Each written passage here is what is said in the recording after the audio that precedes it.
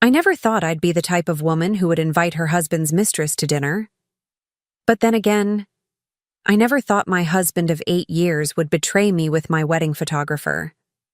The night I served Marcus's favorite meal while his lover sat across from him, completely unaware of who I was, taught me more about myself than the entire decade we'd spent together. This is the story of how I discovered the affair, orchestrated the most uncomfortable dinner party in history, and ultimately found the strength to reclaim my life on my own terms. I'd love to know which corner of the globe you're watching from. And if this story speaks to you, make sure to subscribe. Tomorrow's video is one you absolutely can't miss. Our life together seemed picture-perfect from the outside, the kind of marriage friends envied and family celebrated at every holiday gathering. Marcus and I had met during my final year of culinary school when he walked into the restaurant where I was completing my internship. He was charming, confident, and seemed genuinely interested in my passion for creating experimental fusion cuisine. He proposed exactly 1 year later on the rooftop garden of that same restaurant, surrounded by herbs I had planted and nurtured throughout our relationship. The wedding was intimate but elegant. Just 50 of our closest friends and family gathered at a vineyard outside the city. That's where we met Sophia, the photographer Marcus had insisted on hiring after seeing her portfolio online. "Her work is extraordinary," he had said, showing me candid shots of couples looking genuinely happy, not posed or artificial. "She captures real emotions, not just smiles for the camera." I had agreed without hesitation. The photos were indeed breathtaking, and Sophia had a way of blending into the background, capturing moments so authentic you almost forgot someone was there with a camera.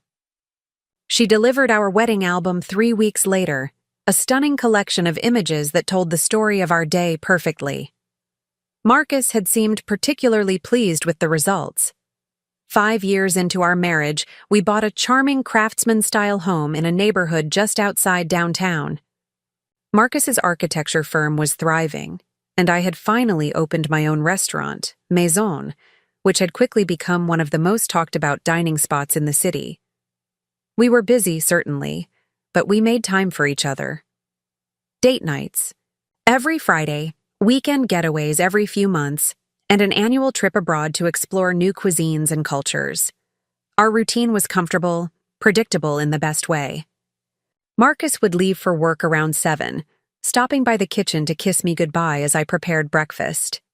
I would head to the restaurant by 9, spend the day developing new recipes and managing the staff, and return home around midnight. Despite our different schedules, we always found ways to connect.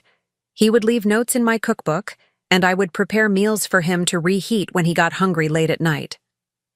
"We're the perfect team," Marcus would say, wrapping his arms around me from behind as I cooked. The architect and the chef, we both create experiences that stay with people. I believed him. I believed in us. The thought that our foundation might not be as solid as the buildings he designed never crossed my mind. Not until last spring, when small inconsistencies began to appear in our carefully constructed life. It started with late nights at the office. Architecture had always demanded long hours, especially when deadlines loomed. But Marcus had begun returning home well past midnight several times a week. When I asked about the projects keeping him so busy, his answers were vague, missing the passionate details he usually shared about his designs. "Just the usual client demands?" he would say, loosening his tie and pouring himself a glass of bourbon. "Nothing worth boring you with." But Marcus had never found his work boring, and he'd certainly never thought I would find it so. We had spent countless evenings with him sketching concepts at the kitchen counter while I prepared dinner, both of us offering input on the other's creative process. Then came the business trips, weekend workshops and client meetings in cities just far enough away to require overnight stays. These had never been frequent before, but suddenly they filled our calendar. "The firm is expanding," he explained when I mentioned the change. "We're taking on more regional projects. It's good for us, Rebecca. These connections will secure our future. I trusted him. Why wouldn't I? Marcus had never given me reason to doubt his word, and his firm was indeed growing. I'd attended their holiday party just months earlier, listened to the partners announce ambitious plans for the new year. It made sense that these plans would require more of his time. Yet something felt off in a way I couldn't articulate. The distance between us wasn't just physical, it was emotional too. Our conversations grew shorter, less substantial. When we did spend time together, Marcus seemed distracted, checking his phone more frequently than usual, smiling at messages he wouldn't share. "Work never stops," he would say, when I asked who was texting so late at night. "Johnson needs these revisions by morning." I pushed my concerns aside, focusing instead on my restaurant. Maison had recently received a glowing review in the city's most prestigious publication, and reservations were booked solid for months. The validation of my culinary vision was everything I'd worked for, and the demands of success kept me too busy to dwell on the subtle shifts in my marriage. Until one evening in April, when everything changed. The restaurant was closed on Mondays, my one reliable day off each week. Usually, I spent the morning sleeping in, then treated myself to an afternoon of experimenting with new recipes in our home kitchen. But that Monday, I woke early, inspired by a dream about a saffron-infused seafood dish I wanted to develop for the summer menu. I needed specific spices that I kept only at the restaurant, so I drove downtown, enjoying the rare quiet of a Monday morning in the city. The restaurant was dark and peaceful as I unlocked the door. I moved through the dining room toward the kitchen, but stopped when I noticed Marcus's leather portfolio on one of the tables. He must have left it the last time he'd come for dinner, I thought, picking it up. Inside were the usual items: his business cards, a small notebook, sketches on graph paper, and an envelope I didn't recognize. I hesitated only briefly before opening it. Inside was a collection of photographs, not the architectural documentation I expected, but intimate portraits of a woman in various settings. Some were artistic black and white compositions, others candid color shots capturing laughter and subtle glances. With a sinking feeling, I recognized Sophia, our wedding photographer, and in several images, partially obscured but unmistakable, was Marcus, his hand on her waist, his profile as he leaned toward her. The most recent photo, dated just 2 weeks earlier, showed them at a hotel I recognized, in the city where Marcus had supposedly attended a design conference. They were on a balcony, champagne glasses raised toward the camera, the intimate selfie of a couple celebrating. My hands trembled as I returned the photos to the envelope. A cold numbness spread through me, followed by waves of nausea and anger that left me gripping the edge of the table for support. 8 years of marriage, and I'd never once suspected. How could I have been so blind? I don't know how long I sat there, the portfolio open before me, my mind racing through every late night, every business trip, every distracted conversation of the past months. All the small inconsistencies suddenly aligned into a clear and devastating picture. But as the initial shock began to recede, something unexpected happened. Beneath the hurt and betrayal, I felt a strange, calm clarity emerging. I didn't want to confront Marcus in a tearful rage. I didn't want to call Sophia and scream accusations.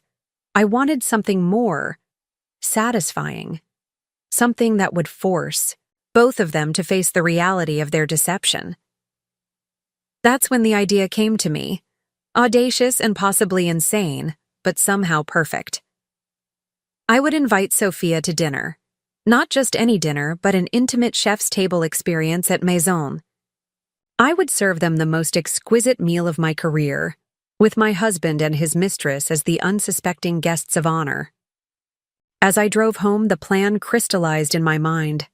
I wouldn't be the devastated wife, collapsed in grief. I would be the architect of their reckoning, calm, controlled, and completely in command of the evening that would change everything.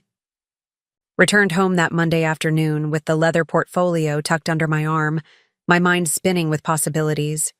The house was empty. Marcus wouldn't be home until late, as usual. I placed the portfolio exactly where he'd left it last weekend, on the console table in the hallway. Let him believe it had been there all along. Let him feel secure in his deception, while I planned my response. That night, I prepared dinner as if nothing had changed. Pan-seared duck breast with a cherry reduction, his favorite. I set the table with our best china, opened a bottle of Bordeaux we'd been saving, and waited. When he finally arrived just after 10, surprise registered on his face. "What's the occasion?" he asked, setting down his briefcase and loosening his tie. "No occasion," I replied, my voice steadier than I expected. "I just had some free time and thought you deserved something special." He kissed my cheek, a gesture that once would have warmed me but now felt hollow. As we ate, I studied him. This man I'd shared my life with for nearly a decade. How many lies had passed through those lips? How many times had he looked at me with those blue eyes and told me he was working late when he was actually with her? "This is incredible," he said, savoring the duck. "You've outdone yourself." "Thank you," I smiled, raising my glass. "To us." He met my toast with a smile that didn't quite reach his eyes. "To us." A lot of love and effort went into bringing this story to life. If you're enjoying it, we'd be so grateful if you'd subscribe to our channel. Now, back to where we left off. Throughout dinner, I carefully guided our conversation toward his work, watching for the tells I now knew to look for. Sure enough, when I asked about the Robertson project, a commercial complex he'd mentioned was taking up most of his time, his eyes shifted slightly to the left, and he took a sip of wine before answering. "It's coming along. The client is particular, but we're making progress." "And Sophia? Has she taken the photos of the model yet?" I asked casually, as if inquiring about any of the contractors his firm regularly worked with.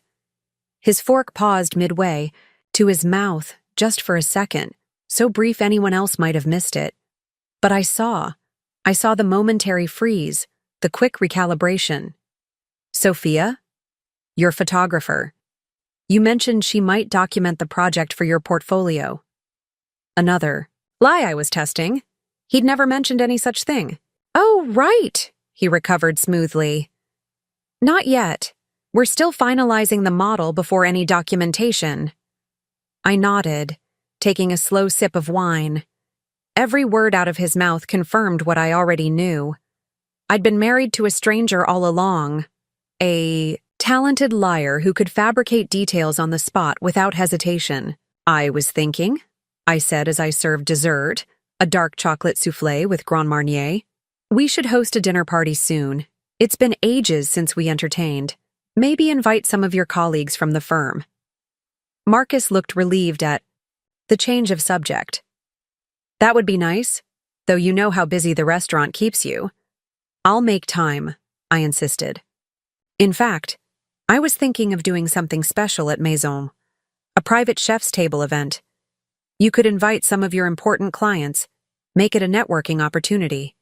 His eyes lit up at this. I knew they would. Marcus never passed up. A chance to impress clients with his connections, and having a wife who owned one of the city's most celebrated restaurants had always been a point of pride for him. "That's actually a brilliant idea," he said. "The Robertson team would love it." "Perfect. Why don't you handle the guest list? 6 to 8 people would be ideal. I'll take care of everything else." He agreed enthusiastically, already pulling out his phone, presumably to message his clients. I wondered if Sophia would be among them. I was counting on it. After dinner, while Marcus showered, I took the opportunity to check his phone. In the early years of our marriage, I would have considered this a breach of trust, an unforgivable invasion of privacy. Now it felt like a necessary investigation into the life he'd been hiding from me. His password hadn't changed. My birthday, ironically enough. I quickly found what I was looking for in his message history. Conversations with S that spanned months, filled with intimate exchanges, planning for their meetings, references to their time together, photos I forced myself to scroll past quickly. And most recently, his excitement about the dinner at Maison, chef's table at Rebecca's restaurant, private event. You have to come, say you're documenting it for my portfolio. It'll be the highlight of the season, and no one does fusion like Rebecca. Besides, it's time you tasted my wife's cooking. My stomach twisted at his casual cruelty, the way he spoke of me as merely a chef whose talents could entertain his lover.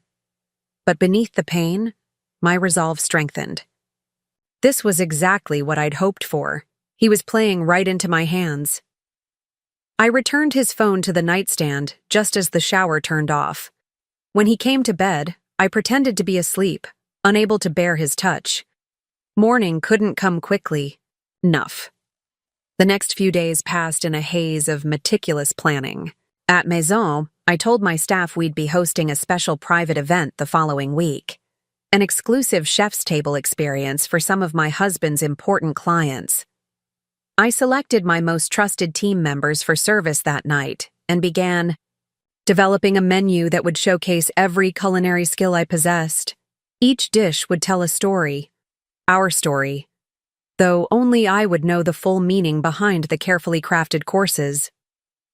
The amuse-bouche would represent our beginning, the first meeting at the restaurant where I'd interned. The appetizer would symbolize our courtship and wedding day. Each subsequent course would mark a significant moment in our relationship, culminating in a dessert that would signify the end, bitter and sweet, complex and final. Meanwhile, I watched Marcus with newly awakened eyes. Now that I knew what to look for, his deception was painfully obvious. The way he always placed his phone face down, how he took calls in another room, the subtle change in his cologne, the late-night showers before coming to bed. 100 little betrayals I'd overlooked or rationalized away. I also began researching Sophia more thoroughly. Her professional website featured an impressive portfolio, architectural documentation, events, portraits. Under weddings, I found our own photos prominently displayed. The bitter irony wasn't lost on me. The woman who had captured our vows was now party to breaking them. Her Instagram revealed more. A successful career, a sleek downtown apartment, travel photos from exotic locations, some with Marcus half-cropped, out or photographed from behind, his identity concealed yet obvious to anyone who knew him well. How many of those trips had been business conferences or client meetings he'd told me about? I found myself wondering about her. Did she know he was still married? Did she think we were separated? Or was she fully aware and simply didn't care? The photos from his portfolio suggested an ongoing affair of at least 6 months, possibly longer. I tried to remember when he had first mentioned her name again, after our wedding. Had he maintained contact all these years? Or had they reconnected more recently? It didn't matter, I told myself. The timeline of their betrayal wouldn't change what I planned to do. 4 days before the dinner, Marcus confirmed the guest list. 2 actual clients from the Robertson project, his business partner Thomas and his wife, and Sophia, whom he introduced in his email as the photographer who'll be documenting the evening for the firm's marketing materials. I forwarded the list to my restaurant manager with specific instructions for the seating arrangement. Sophia would be placed directly across from me, where I could observe her every reaction. That same day, I visited my attorney, Sarah, an old friend from college who had her own practice specializing in family law. I didn't share the full extent of my plan, but I did bring copies of the photographs and evidence of Marcus's affair. I'm not ready to file yet, I explained as she reviewed the materials, her expression growing increasingly concerned. But I want to understand my options. Rebecca, she said gently, with evidence this clear, you're in a strong position. Michigan is a no-fault state for divorce, but adultery can still impact property division and spousal support, especially given The duration of your marriage and the fact that your restaurant grew during this time. I nodded, absorbing the information without emotion. I also need to protect Maison. The restaurant is solely in my name, but we've used joint funds for some expenses over the years. We can work on that, Sarah assured me, making notes. I'll prepare the preliminary paperwork so we can move quickly when you're ready. Just say the word. As I left her office, I felt a strange sense of peace settling over me. I was no longer just reacting to Marcus's betrayal. I was taking control, protecting what I'd built, preparing for whatever came next. The night before the dinner, I couldn't sleep. I lay awake beside Marcus, listening to his even breathing, wondering how he could rest so peacefully while living such a divided life. Did he ever feel guilt? Regret? Or had he compartmentalized so effectively that his life with me and his life with Sophia existed in entirely separate mental spaces, neither intruding upon the other? In the darkness, I rehearsed the evening to come, every dish, every word, every reveal. I had no idea how it would end, only that by dessert, nothing would ever be the same. As dawn broke, I slipped out of bed and headed to Maison. I had dinner to prepare, the most important service of my career. The morning of the dinner, Maison hummed with focused energy. I arrived at dawn, hours before my staff, needing the solitude to center myself. The empty restaurant had always been my sanctuary, the quiet before service, when possibilities hung in the air like the lingering sense of last night's final course. Today, that sanctuary felt different.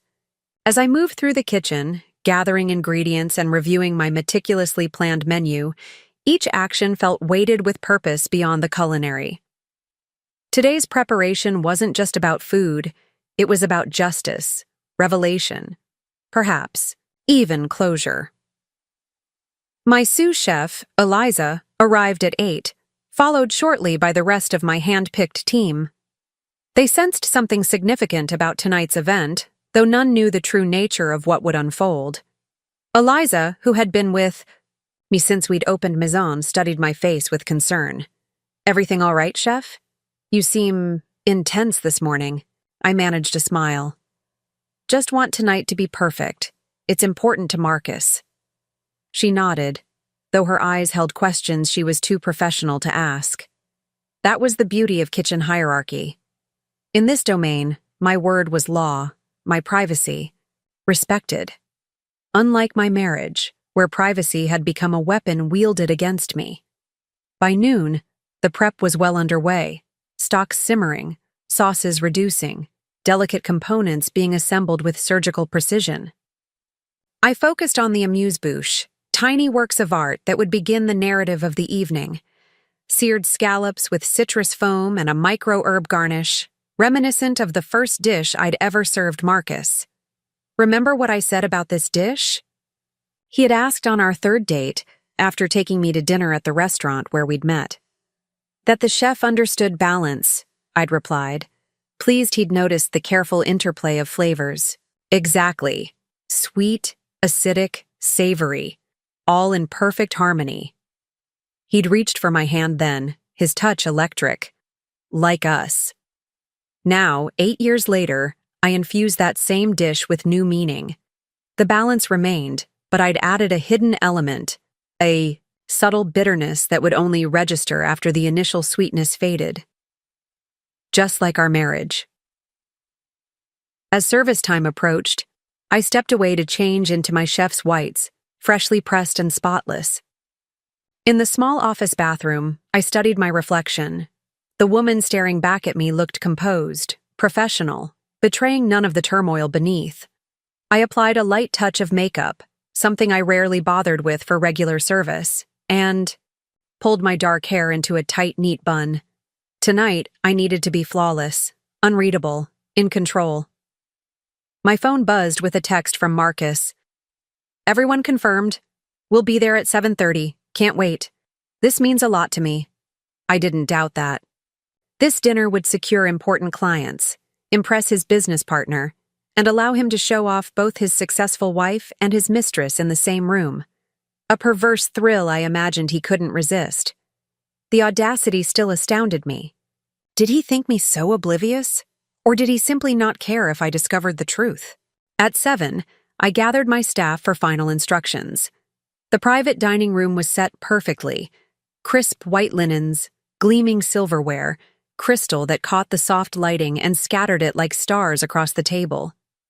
Place cards marked each setting according to my careful arrangement. A separate small table had been positioned in the corner for Sophia's photography equipment, a considerate touch suggested by Marcus, who had no idea how perfectly it served my purposes. "Tonight is special," I told my team. "These guests are important to my husband, which makes them important to Maison. I want flawless execution, impeccable timing, nothing less than perfection." They nodded in unison, ready for the challenge. In the kitchen, we moved with practiced precision, every step choreographed like a dance we'd performed 1,000 times before. The familiar rhythm steadied me, quieted the voice in my head that questioned whether I was going too far, whether this elaborately staged evening was madness rather than justice. At precisely 7:25, the hostess informed me that the first guests had arrived. The Robertsons, the actual clients Marcus had mentioned. I stayed in the kitchen, watching through the pass as they were seated, champagne already poured and waiting. Thomas and his wife arrived next, followed shortly by Marcus. My husband looked handsome in his tailored charcoal suit, his dark hair perfectly styled, his smile confident as he greeted his clients and business partner. To anyone else, he would appear to be exactly what he claimed, a successful architect hosting an impressive business dinner. Only I knew the performance he was putting on, the double life he was juggling with such practiced ease. At 7:40, the final guest arrived. Through the kitchen window, I watched Sophia enter carrying a sleek camera bag and a smaller equipment case. She was striking, tall and graceful with honey blonde hair that fell in loose waves past her shoulders. She wore a simple black dress that hugged her slender frame, professional yet unmistakably elegant. I could see why Marcus had been drawn to her, though the thought brought no comfort. Marcus greeted her with a carefully modulated enthusiasm, friendly but not too familiar, a business acquaintance rather than a lover. Only the briefest touch of his hand at the small of her back as he guided her to her seat betrayed a deeper connection, a gesture so subtle that no one else would notice. But I did. I noticed everything now. The hostess escorted Sophia to her designated place, directly across from where I would sit when I joined them after the main course, as planned. Marcus took his seat at the head of the table, the position of power. If he found it odd that his wife would eventually be seated at the opposite end, with his mistress between them, he gave no indication. I signaled to the servers to begin. The tea-quow. Amuse-bouche was presented with a flourish, accompanied by a sommelier pouring the first wine pairing, a crisp Sancerre that complemented the delicate scallop perfectly. Through the pass, I watched the guests' reactions. The clients and Thomas's wife exclaimed in delight. Thomas, who had dined at Maison many times, nodded appreciatively. Marcus beamed with pride, accepting compliments for his wife's culinary prowess. And Sophia? She seemed genuinely impressed, taking a small, precise bite, then reaching for her camera to document the dish. Did she know she was photographing food prepared by her lover's wife? Did she care? The questions burned inside me as I turned back, to the kitchen to supervise the plating of the first course.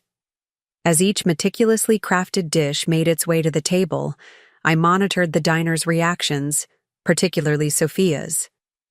She alternated between photographing the food and engaging in conversation, primarily with the clients seated beside her. She and Marcus maintained a careful distance, their interactions limited to discussing the architectural merit of various photos she'd taken. To any observer, they were consummate professionals, nothing more. But I caught the lingering glances, the way her smile changed subtly when addressing him, the manner in which he leaned slightly toward her when she spoke. The signs were there for anyone looking closely enough. And I was looking very closely indeed. The third course, a deconstructed bouillabaisse that represented our honeymoon in southern France, was being served when I noticed Sophia excuse herself, camera in hand. She moved through the restaurant, presumably taking atmospheric shots of the space. This was my opportunity. I slipped out of the kitchen and intercepted her near the main dining room, which was closed for regular service tonight. "The lighting in here is particularly good for evening shots," I said, approaching her with a professional smile. "I'm Rebecca. By the way, the chef." She turned, momentarily startled, then composed herself. "Sophia Chen. I'm documenting the evening for Marcus's firm." She extended her hand, which I took, noting how soft her skin was, how delicate her fingers. The hands that had touched my husband were touched by him in return. "Marcus mentioned you'd be joining us. He speaks very highly of your work." Something flickered in her eyes. Pleasure, perhaps, or caution. "That's kind of him. I've worked with his firm on several projects now." "Including our wedding," I added, casually, maintaining my smile. "You were our photographer, remember? 8 years ago at Vineyard Vale." Recognition dawned on her face, followed immediately by what seemed like genuine surprise. "Oh, yes, of course. I'm sorry, I didn't connect." She paused, recalibrating. "That was one of my first major weddings. Your dress was stunning. That vintage lace overlay." I nodded, impressed despite myself at her recall of details. "You captured the day beautifully. We still have those photos displayed in our home." An uncomfortable silence settled between us. I watched emotions play across her face. Confusion, realization, perhaps even guilt. Good. Let her feel the weight of what she'd been participating in. "I should get back to the kitchen," I said finally. "Enjoy the rest of your meal. I'll be joining you after the main course." I turned away before she could respond, my heart pounding but my exterior calm. The first direct contact had been made, the first seed of awareness planted. I imagined her returning to the table, looking at Marcus with new understanding, perhaps wondering what game he was playing by bringing her here, to his wife's restaurant. Back in the kitchen, Eliza shot me a questioning look. "Everything okay?" "Perfect," I replied, checking the rack of lamb for the main course. "Everything is proceeding exactly as planned." As I supervised the plating for the fourth course, I wondered what was happening at the table now. Has Sophia's demeanor changed? Had she given any indication to Marcus that she'd spoken with me? Was she connecting the dots, realizing she wasn't just the photographer for this dinner, but an unwitting participant in something much more complex? I would find out soon enough. After the main course, I would make my entrance, take my place at the table, and begin the final act of this carefully orchestrated evening. The time for shadows and silence was almost over. Soon, everything would be illuminated, every lie, every betrayal exposed to the harsh light of truth. The main course, rack of lamb with rosemary-infused jus, accompanied by seasonal vegetables, and truffle mashed potatoes, was the most technically challenging dish of the evening. It represented the height of our marriage, those middle years when everything seemed secure and established. The lamb, perfectly cooked, a beautiful rose-pink center. The exterior, charred and seasoned to perfection, much like our life together, had appeared on the surface, flawless, enviable, masking what lay beneath. As the servers presented the dish to appreciative murmurs from the guests, I stepped back from the past to change. My chef's whites, though immaculate, wouldn't do for the next phase of the evening. In my office, I slipped into the burgundy silk dress I'd brought for the occasion, elegant but understated, professional enough for a chef greeting special guests, yet refined enough to remind everyone, especially Marcus, that I was more than just the woman behind their meal. I refreshed my makeup, adding a touch more color to my lips, and released my hair from its tight bun, letting it fall in soft waves around my shoulders. The woman in the mirror looked confident, almost serene, betraying none of the turmoil within. Good. Tonight was about control, about reclaiming the narrative that Marcus had distorted for so long. Before returning to the dining room, I checked my phone. A text from Sarah, my attorney. Documents ready when you need them. Call me anytime. I slipped the phone into my clutch along with a small USB drive containing copies of the evidence I'd gathered. Everything was in place. I paused at the kitchen door, taking a deep breath. Dessert service in 30 minutes, I instructed Eliza. Text me when it's ready to plate.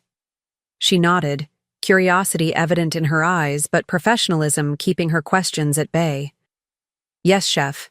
Everything is prepared. And waiting.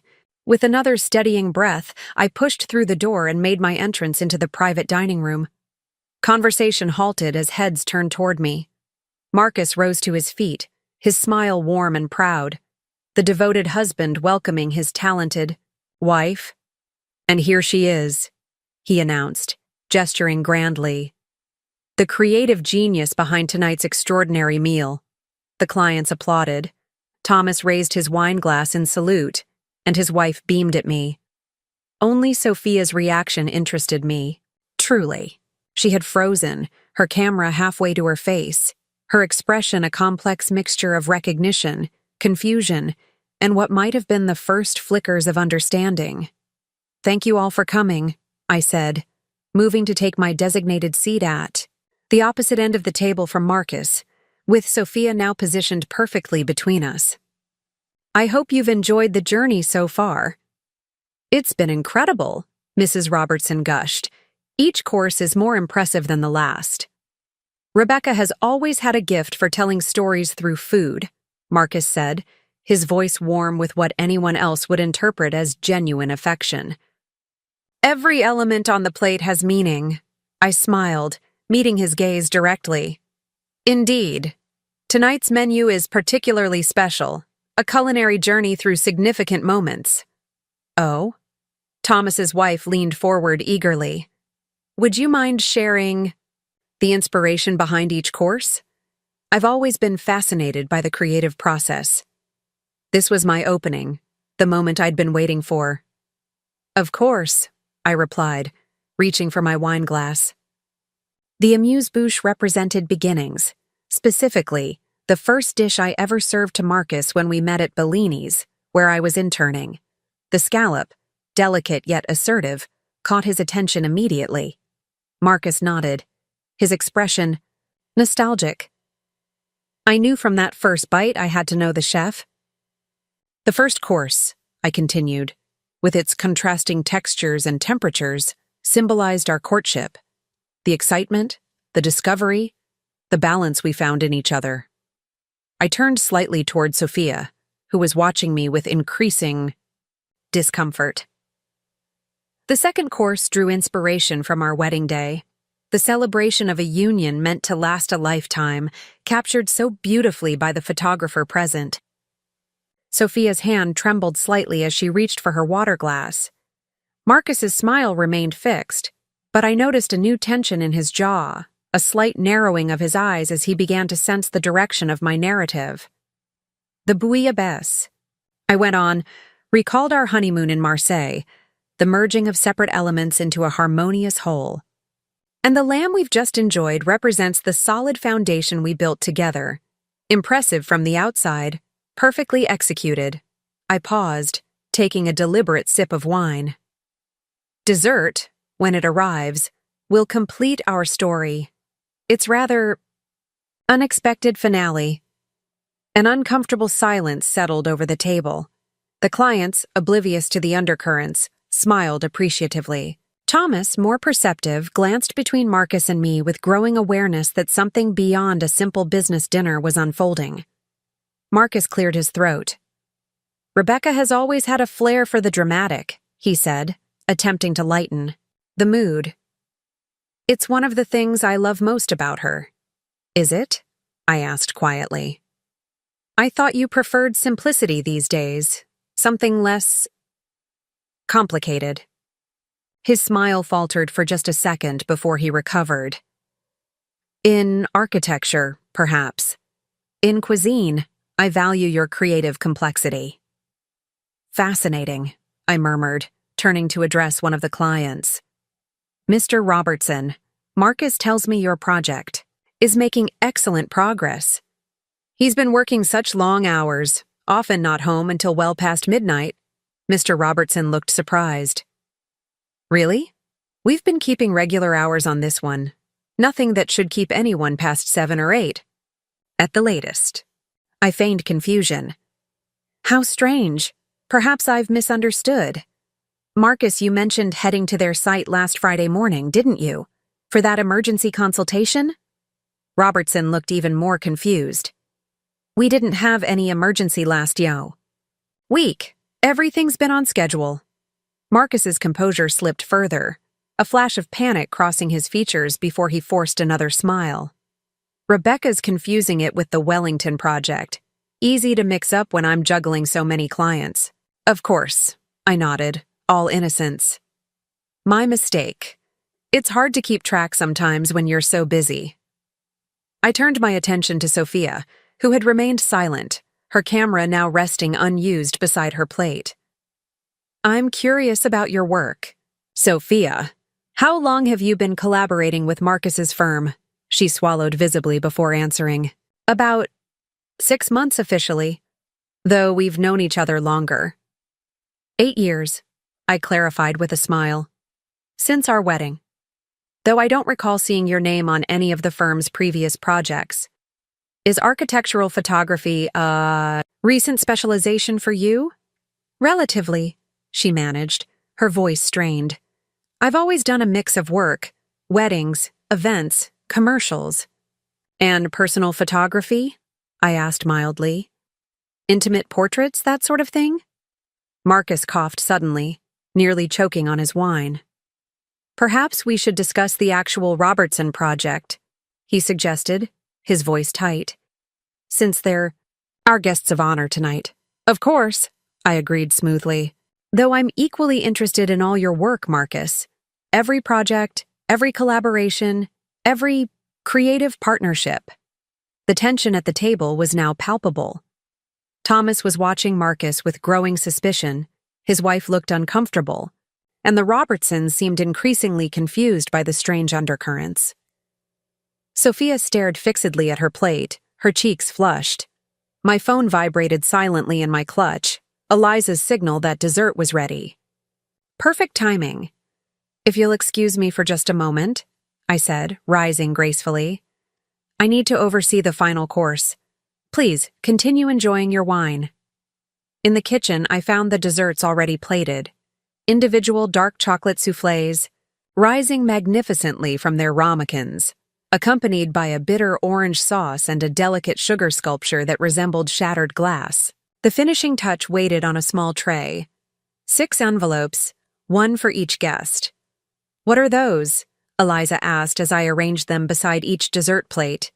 The final ingredient, I replied cryptically.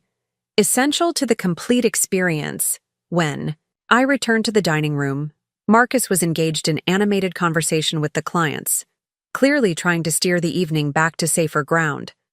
Sophia remained silent, her eyes meeting mine briefly before darting away. She knew. Perhaps not everything, but enough to understand she'd been lured into something far more complex than a simple business dinner. The servers placed the desserts with practiced precision, each plate perfectly aligned, each envelope positioned just so. I resumed my seat, watching as the guests admired the presentation. Before we enjoy the final course, I announced, I've included a small accompaniment that adds crucial context to tonight's experience. Please, open your envelopes. Marcus reached for him with visible trepidation. Sophia's hand trembled as she picked up hers. The others, still unaware of the drama unfolding, opened theirs with simple curiosity. Inside each envelope was a single photograph, different for each guest. The Robertsons received images of Marcus and Sophia entering a hotel together, his hand possessively at her waist. Thomas and his wife found pictures of intimate dinners, stolen kisses in what Marcus had claimed was his private office at the firm. Sophia's envelope contained the most damning image of all. Marcus placing a key in her palm, date-stamped the day he had claimed to be visiting his mother in Philadelphia. The key to our vacation home, I had discovered, which he had given her. Free access to during our busy seasons when I was most occupied with the restaurant. And Marcus? His envelope held a different kind of document. The first page of divorce papers, already signed by me, with a post-it note reading simply, "Dessert is served." The expressions around the table transformed in rapid succession. Shock, confusion, realization, horror. Mr. Robertson set down his photo, his face flushing with embarrassment. His wife gasped audibly. Thomas looked from the image in his hand to Marcus with undisguised disgust. Sophia went pale, then red, her eyes filling with tears as she stared at the key in the photograph, evidence that couldn't be explained away. And Marcus, my husband of 8 years, the man I had built a life with, trusted, loved, looked as though the ground had opened beneath him. His hands shook as he stared at the divorce papers, then raised his eyes to meet mine. "Rebecca," he began, his voice barely a whisper. "This isn't... What does it look like?" I finished for him, my voice steady and clear. "I think we both know exactly what this is, Marcus. I think everyone at this table now knows precisely what kind of man you are." The soufflés sat untouched, beginning their inevitable collapse, a fitting metaphor for the disintegration of the carefully constructed facade before me. The silence that followed seemed to stretch into eternity. 6 people frozen in a tableau of revelation, the exquisite desserts forgotten as the far more potent truth was digested.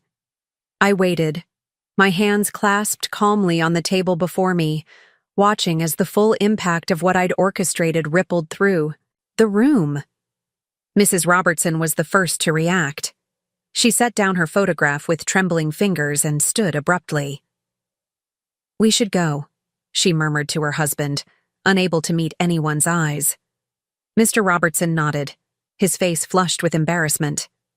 "Marcus, I think we'll need to reconsider our arrangement with your firm." He turned to me, clearly struggling to find appropriate words. "Rebecca, the meal was exceptional. Thank you for your hospitality." I inclined my head, slightly, acknowledging his awkward gratitude with grace. "Thank you for coming. I'm sorry your evening included unexpected elements." The Robertsons gathered their belongings and made a hasty exit, the door closing behind them with a soft click that seemed to break whatever spell had held the remaining guests immobile. Thomas cleared his throat, his gaze hard as he stared at Marcus. "You've jeopardized the entire Robertson contract, not to mention the reputation of our firm."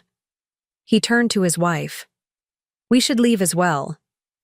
His wife nodded, her expression a mixture of sympathy and discomfort as she glanced at me. "Rebecca, I'm so sorry. I had no idea." "No one did," I assured her. That was rather the point. As Thomas and his wife prepared to depart, he paused beside Marcus's chair. "We'll discuss this tomorrow at the office, 9 sharp." His tone left no room for negotiation. "And don't expect it to be pleasant." The door closed behind them, leaving just the 3 of us, the husband, the wife, and the mistress, finally confronting one another without pretense. Sophia was the picture of mortification, her cheeks flushed, tears threatening at the corners of her eyes. She clutched her envelope, knuckling white with tension. "I should go," she whispered, reaching for her camera bag. "Stay," I said firmly. "Not a request, a command. You've earned your place at this table, Sophia. You should hear how the story ends." Marcus had not moved since opening his envelope, the divorce papers still clutched in his hand. Now he looked up, his face ashen. "Rebecca, please, let me explain." "Explain?" I repeated, the first hint of genuine emotion cracking through my composed exterior. What exactly would you like to explain, Marcus? How have you been sleeping with our wedding photographer? How have you been lying to me for months about your whereabouts? How did you give her access to our vacation home, the one your parents left you, the one we renovated together? He flinched at each question, each direct hit landing precisely as intended. I trusted you, I continued, my voice lower now, controlled but vibrating with intensity. I built a life with you. I supported your career, celebrated your successes, comforted you through failures, and all the while, you were building a parallel life with her. Sophia made a small, strangled sound. He told me you were separated, she said, her voice barely audible. He said you lived separate lives, that the marriage was over and everything, but paperwork. I turned to her, one eyebrow raised. And you believed him? Despite seeing me here tonight, despite recognizing me as the bride from the wedding you photographed? At what point did the narrative stop making sense to you, Sophia? She had no answer, her gaze dropping to the table in shame. The photographs in your portfolio, I continued. The ones from our wedding. Did you ever feel a twinge of conscience when you looked at them? When you captured the moment we exchanged vows? Did you imagine you'd be the one to help him break them? That's enough, Marcus interrupted, some of his color returning as he shifted from shocked victim to defensive participant. This isn't Sophia's fault. I pursued her. I lied to her about the state of our marriage. How gallant, I remarked, my tone ice cold. Defending your mistress at last. Tell me, did you lie to her about everything? Or just the inconvenient parts, like having a wife who believed you were faithful? He ran a hand through his hair, a gesture of frustration I'd seen countless times during our marriage. It wasn't planned. It just happened. We reconnected when the firm hired her for the Westford project. One thing led to another. Things don't just happen, Marcus, I said, unable to keep the contempt from my voice. Affairs are built of choices, thousands of small, deliberate decisions to betray the person who trusts you most. I turned back to Sophia, who sat rigid with discomfort. When did you realize I wasn't just the chef tonight? That I was his wife? She swallowed hard. When you mentioned the wedding, but I didn't know what to do. I thought maybe you didn't know about us, that you were just being friendly because I'd photographed your wedding. And later, when I specifically mentioned being the photographer present during my narrative about the courses, I knew then that you knew, she admitted, a tear finally spilling down her cheek. But by then it was too late. I was trapped. Trapped, I echoed. An interesting choice of word. I've felt rather trapped myself these past few months. Trapped in a marriage built on lies. Trapped with a husband who came home late smelling of another woman's perfume, who took mysterious business trips, who slowly pulled away while I made excuses for his absence. Marcus leaned forward, desperation evident in every line of his body. Rebecca, I know I've hurt you terribly. But 8 years, doesn't that count for something? We can work through this. I'll end it with Sophia. I'll do whatever it takes. End it? I interrupted, genuinely surprised. You still think there's something to salvage here? After everything you've done? I made a mistake? A mistake is forgetting an anniversary or burning dinner, I cut in sharply. What you did was a systematic betrayal that lasted months. You didn't just cheat on me, Marcus. You constructed an elaborate double life. You lied to my face day after day. You used our resources, money from our joint accounts, to fund your affair. I reached into my clutch and removed the USB drive, placing it deliberately on the table between us. I have the receipts, hotel charges, dinners at restaurants we used to visit together, jewelry purchases that never made their way to me, all from our shared accounts. His face drained of color again as he recognized the implications. Not just adultery, but financial misconduct that would significantly impact our divorce proceedings. How long have you known? He asked, his voice hollow. Long enough to gather everything I needed, I replied. Long enough to consult with my attorney and understand exactly where I stand legally. Long enough to plan this evening down to the last detail. Sophia shifted uncomfortably in her seat. I should go, she said again, gathering her camera with trembling hands. Before you leave, I said, I want you to know something. I don't blame you entirely. Marcus is remarkably convincing when he wants something. His charm, his apparent sincerity, they're quite compelling. I fell for it too, once. She looked at me, surprised by this unexpected moment of understanding. But, I continued, my voice hardening, you knew he was married. On some level, you knew you were participating in something destructive, and you chose to continue anyway. I loved him, she whispered, as if this explained everything. So did I replied simply. The difference is, I had a right to. Sophia stood, collecting her equipment with unsteady movements. I'm sorry, she said, not quite meeting my eyes. Truly. As she reached the door, I called after her. Sophia? The key to the lake house. Leave it with the hostess on your way out. She nodded, her shoulders slumped in defeat, and slipped out of the room, leaving Marcus and me truly alone for the first time since my discovery. For a long moment, we simply looked at each other across the table, the collapsed soufflés between us a fitting metaphor for our marriage. 8 years reduced to ashes in an evening. Was any of it real? I finally asked the question that had haunted me since finding the photographs. Us, our marriage. Did you ever actually love me? Something broke in Marcus's expression, the carefully maintained facade of control finally crumbling completely. Of course I loved you. I still love you. This thing with Sophia, it wasn't about not loving you. Then what was it about? I demanded. Boredom? Entitlement? The thrill of getting away with something?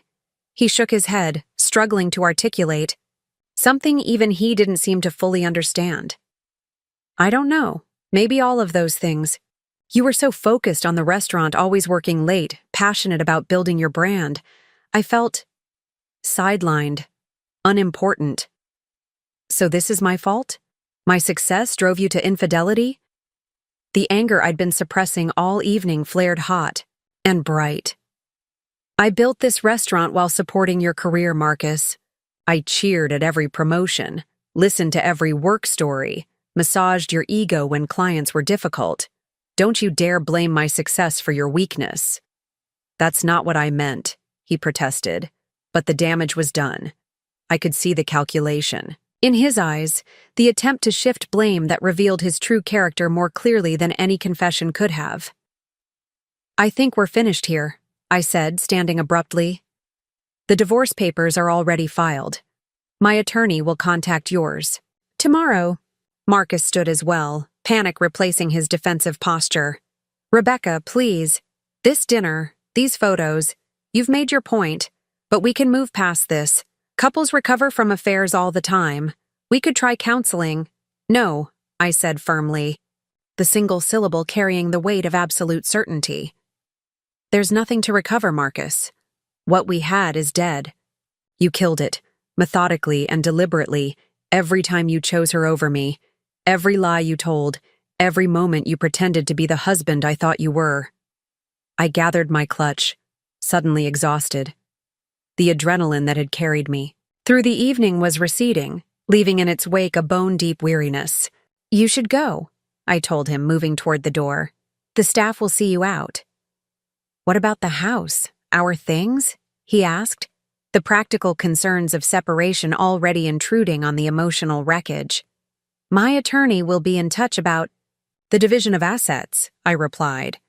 But I think you'll find I've been quite generous in my initial proposal. I don't want a protracted legal battle, Marcus. I just want this finished. He stared at me, seeming to finally grasp the finality of what had happened. So that's it? 8 years ends like this? A public humiliation and divorce papers served with dessert? I paused at the door, turning back to face him one last time. You're right. 8 years deserved a better ending. You should have thought of that before you started sleeping with our wedding photographer. Without waiting for his response, I walked out, leaving him alone with the remnants of our marriage and the irrefutable evidence of its destruction. In the kitchen, my staff was cleaning up, the dinner service concluded. They watched me with concerned eyes as I passed through, but no one dared ask about the commotion they must have heard from the private dining room. Only Eliza approached, her expression sympathetic but not pitying. Chef, are you all right? I considered the question carefully. Was I all right? No, not yet, but I would be. I'm fine, I told her, with more conviction than I actually felt. The dinner went exactly as planned. The restaurant was quiet when I finally left, long after midnight. The staff had gone home, the kitchen spotless, ready for tomorrow's service as if nothing extraordinary had happened. As if I hadn't just dismantled my marriage between the main course and dessert. I declined Eliza's offer to drive me home. I need to walk, I told her, knowing the night air might help clear my head. I'll be fine. The city streets were nearly empty, the occasional passing car the only disruption to the stillness. I walked without any particular destination, retracing the events of the evening in my mind. The look on Marcus's face when he opened the envelope. Sophia's tears. The Robertsons' hasty departure. Thomas's cold fury. It had gone exactly as I'd planned, and yet now that it was over, I felt strangely hollow. I found myself standing outside. Our home? No, my home now. The lights were off. Marcus hadn't returned yet. Perhaps he never would. I wondered briefly where he would go tonight. To Sophia? To a hotel?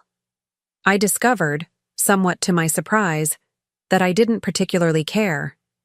Inside, the house felt different, emptier somehow, though nothing had been removed. I moved through the rooms like a stranger, seeing everything with new eyes. The framed photos of our wedding on the mantel. The collection of cookbooks Marcus had given me over the years, each inscription now tainted with knowledge of his duplicity. The throw pillows we'd selected together for the sofa, arguing good-naturedly about patterns and textures. Our shared history was embedded in every corner of this space, but it no longer felt like mine. Like ours. It was a museum of a relationship that no longer existed, preserved in perfect detail, but devoid of life. I climbed the stairs slowly, fatigue settling into my bones. In the bedroom, I avoided looking at the bed we'd shared and headed straight for the closet, pulling out a small suitcase. I wouldn't stay here tonight. Perhaps not ever again. The thought should have been devastating, but instead, it brought a strange sense of liberation. As I packed a few essentials, my phone buzzed with a text. Sarah. How did it go? Are you okay? Call me if you need anything. My attorney had become something of a friend during the weeks of preparation for this evening. She'd been skeptical of my plan at first. Most people just serve divorce papers at the office, Rebecca, but had ultimately supported my need for a more definitive closure. I texted back, It's done. Staying at the Langford tonight. Let's meet. Tomorrow. The Langford was a boutique hotel downtown, close to the restaurant and far from the memories that filled this house. I had already reserved a suite, anticipating that I wouldn't want to return home after the confrontation. As I continued packing, my hand brushed against a leather-bound journal tucked at the back of my nightstand drawer. Marcus's journal, the one he'd started keeping about a year ago, claiming it helped him organize his thoughts for complex projects. I had found it 3 weeks earlier, during my initial investigation, and what I'd read had only confirmed what the photographs had suggested. I opened it now, flipping through pages of his neat, architectural handwriting. Most entries were indeed about work, but scattered throughout were references to Sophia, some coded, others explicit. Plans for meetings, reflections on their time together, justifications for his betrayal. "R consumed with the restaurant again," one entry read. "Barely saw her this week. S understands the creative drive, the need for connection. With her, I feel seen in a way I haven't in years." And later, "Told R I was in Chicago for the conference. Actually took S to the lake house. Strange being. There with someone else, but also freeing. S loved the sunset from the deck. Said she could see why it's my favorite place. Didn't tell her that R was the one who found it, who insisted we buy it despite the renovation costs." Each entry was another knife twist, another confirmation that the man I'd loved had systematically constructed a separate life without me. But they were also evidence, concrete proof of his infidelity, his misuse of our shared resources, his deliberate deception. I had hesitated to include the journal in the materials I'd given Sarah, feeling it was somehow too personal, too intimate, to become part of the legal record. But now, after facing Marcus and Sophia directly, such concerns seemed naive. This was no longer about protecting what we had. It was about securing what I deserved going forward. I packed the journal along with my clothes, then continued my systematic collection of evidence. Financial records from our home office, emails I'd printed from his account, accessed using the password he'd never bothered to change, credit card, statements showing hotel charges, restaurant bills, jewelry purchases, all carefully highlighted and annotated. This hadn't been a sudden impulse, this gathering of proof. It had been methodical, thorough, a process that had begun the moment. I found the photographs and realized the extent of his betrayal. Each piece of evidence was another brick in the wall I was building between my past life and whatever came next. By the time I finished, it was nearly 2 a.m. I closed the suitcase, took one last look around the bedroom we'd shared for the past 5 years, and headed downstairs. On the kitchen counter, I left my set of house keys and a note with my attorney's contact information. Then I stepped outside, locking the door behind me for what might be the last time. Langford welcomed me with discreet efficiency, the night manager asking no questions as he checked me into my suite. The room was elegant and impersonal, exactly what I needed. I showered, letting the hot water wash away the remnants of the evening, then crawled between sheets that held no memories, no ghost of the man who had shared my bed for 8 years. Sleep came surprisingly easily, deep and dreamless. I woke to sunlight streaming through unfamiliar curtains, momentarily disoriented before the events of the previous night came flooding back. The dinner, the confrontation, the aftermath. I reached for my phone, finding a dozen missed calls and texts from Eliza, checking that I was all right, from Sarah, confirming our meeting, from Thomas, Marcus's business partner, asking to speak with me privately, and finally, from Marcus himself. His message was brief. "We need to talk. Please. This can't be how it ends." I deleted it without responding, then called room service for coffee. As I waited, I organized the evidence I'd brought with me, preparing for my meeting with Sarah. The divorce proceedings would be straightforward with so much documentation of Marcus's infidelity and financial misconduct. But I wanted to be thorough. I'd worked too hard building my life, my business, to risk losing any part of it to his betrayal.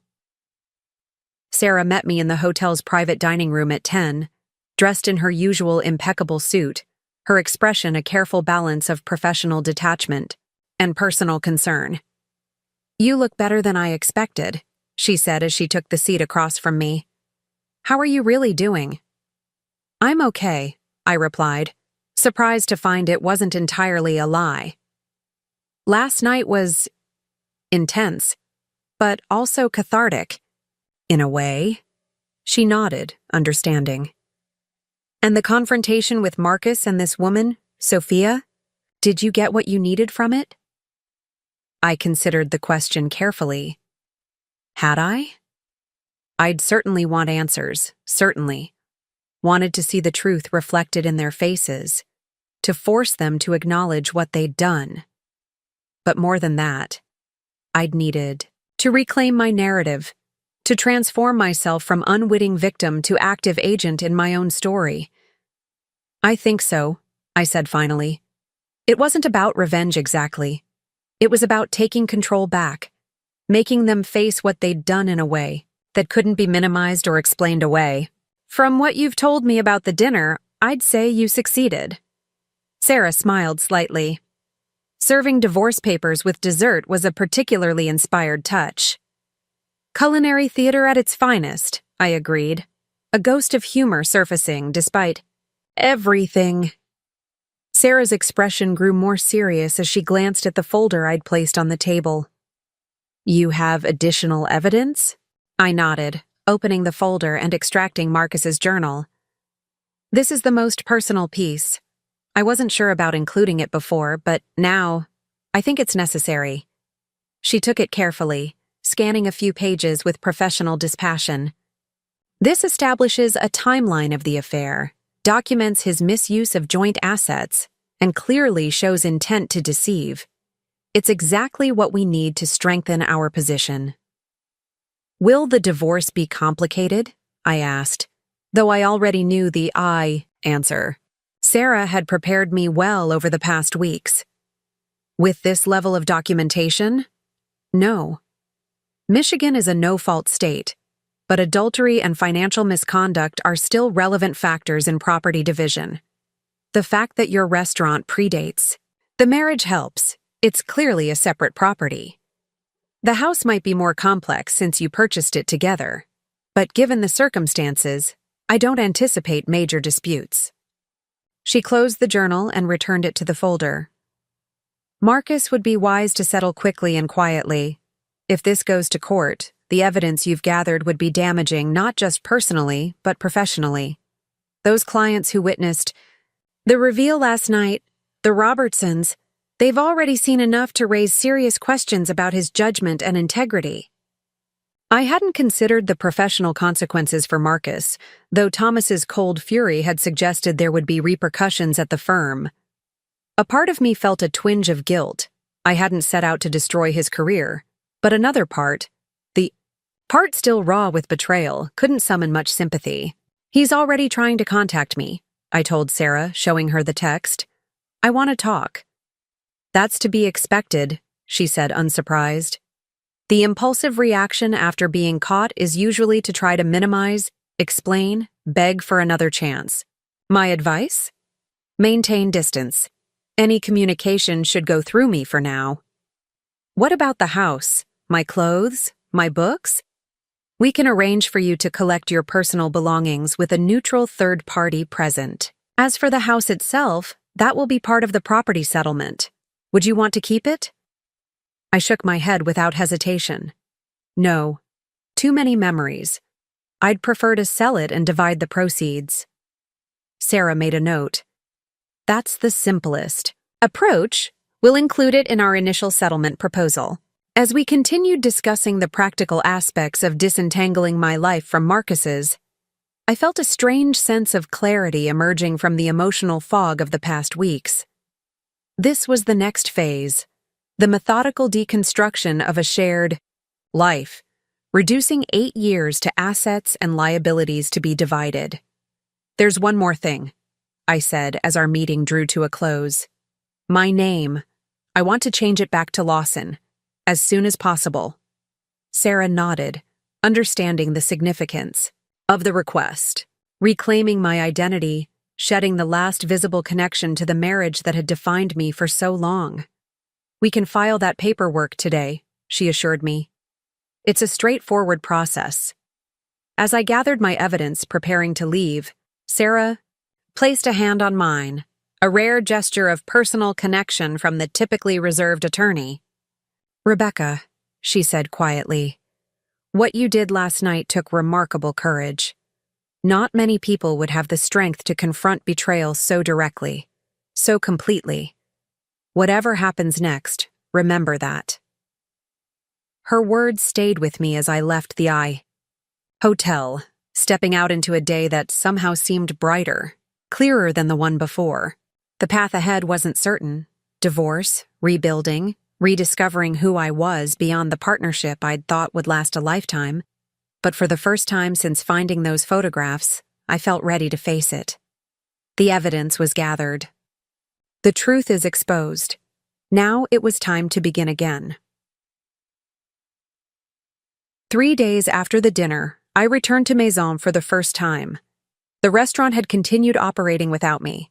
Eliza had stepped up as acting head chef, maintaining our standards seamlessly. But I couldn't stay away forever.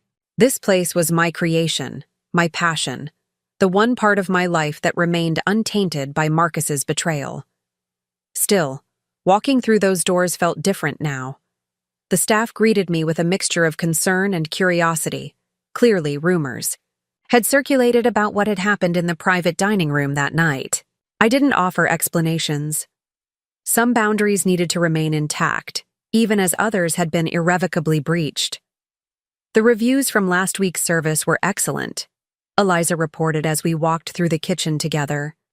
That new halibut dish you developed is getting particular attention. I nodded, grateful for her focus on the professional rather than the personal. Any issues with suppliers? Nothing major. That truffle shipment was delayed, but we adjusted the weekend menu.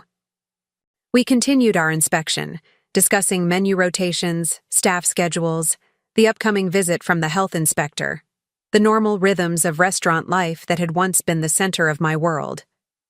I found comfort in these details, in the eye, precise measurements and timing that cooking demanded. Here, at least, I knew exactly what I was doing. Later, in my small office, I sat alone, staring at the framed review that had launched Maison's success 3 years earlier. The critic had praised my unflinching commitment to authentic flavors and courageous culinary vision. I wondered now if that courage extended beyond the kitchen, into the messy, painful work of rebuilding a life I'd never expected to lead, alone. My phone buzzed. Another text from Marcus. He'd been persistent these past days, his messages evolving from pleas for conversation to increasingly desperate demands for a response. I'd maintained my silence, letting Sarah handle any necessary communication. But his digital presence was a constant reminder of what I'd lost, what I'd discovered, what I'd done in response. This latest message was different. I'm moving the last of my things out of the house tomorrow. Sarah arranged it. If there's anything you want before I go, let me know. It was formal, almost businesslike. A stark contrast to his earlier emotional appeals. Progress, of a sort. Evidence that reality was finally setting in for him as it had for me. I typed a brief reply, the first direct communication since the night of the dinner. Nothing I need. The keys are on the counter. His response came seconds later. I'm sorry, Rebecca, for everything. I know that doesn't change anything. I stared at those words, feeling a complex surge of emotions. Anger, still sharp and bright. Grief for what? We'd lost. A hollow ache where trust had once lived. But beneath it all, something unexpected. A flicker of gratitude that he'd finally acknowledged the truth simply, without excuses or blame. I didn't reply. There was nothing left to say. That evening, after service, I found myself wandering through downtown, past the familiar landmarks of my married life. The theater where we'd seen our first play together. The park bench where Marcus had first told me he loved me. The coffee shop where we'd spent Sunday mornings in those early years, reading newspapers and planning our future. Each location held memories that now seemed to belong to different people. Two young, hopeful individuals who couldn't have imagined where their path would lead. I felt a growing disconnect between that younger version of myself and the woman I was now, as if the revelation of Marcus's betrayal had created a fissure in my timeline, separating past from present with brutal efficiency. I ended up at the river, leaning against the railing of the pedestrian bridge, watching the water flow beneath me. The city lights reflected on its surface, distorted and beautiful. A visual reminder that even broken things could create something worth seeing. Chef Westbrook? I turned at the sound of my married name, still jarring to hear now that I'd filed to reclaim my own. Thomas Sullivan, Marcus's business partner, stood, a few feet away, his expression uncertain. "Thomas," I acknowledged, surprised. "What are you doing here?" "I live nearby," he explained, gesturing vaguely toward the upscale apartments that lined the riverfront. "Evening walk. Mind if I join you?" I shrugged, not particularly wanting company but lacking the energy to refuse. He moved to stand beside me, maintaining a respectful distance as we both gazed out at the water.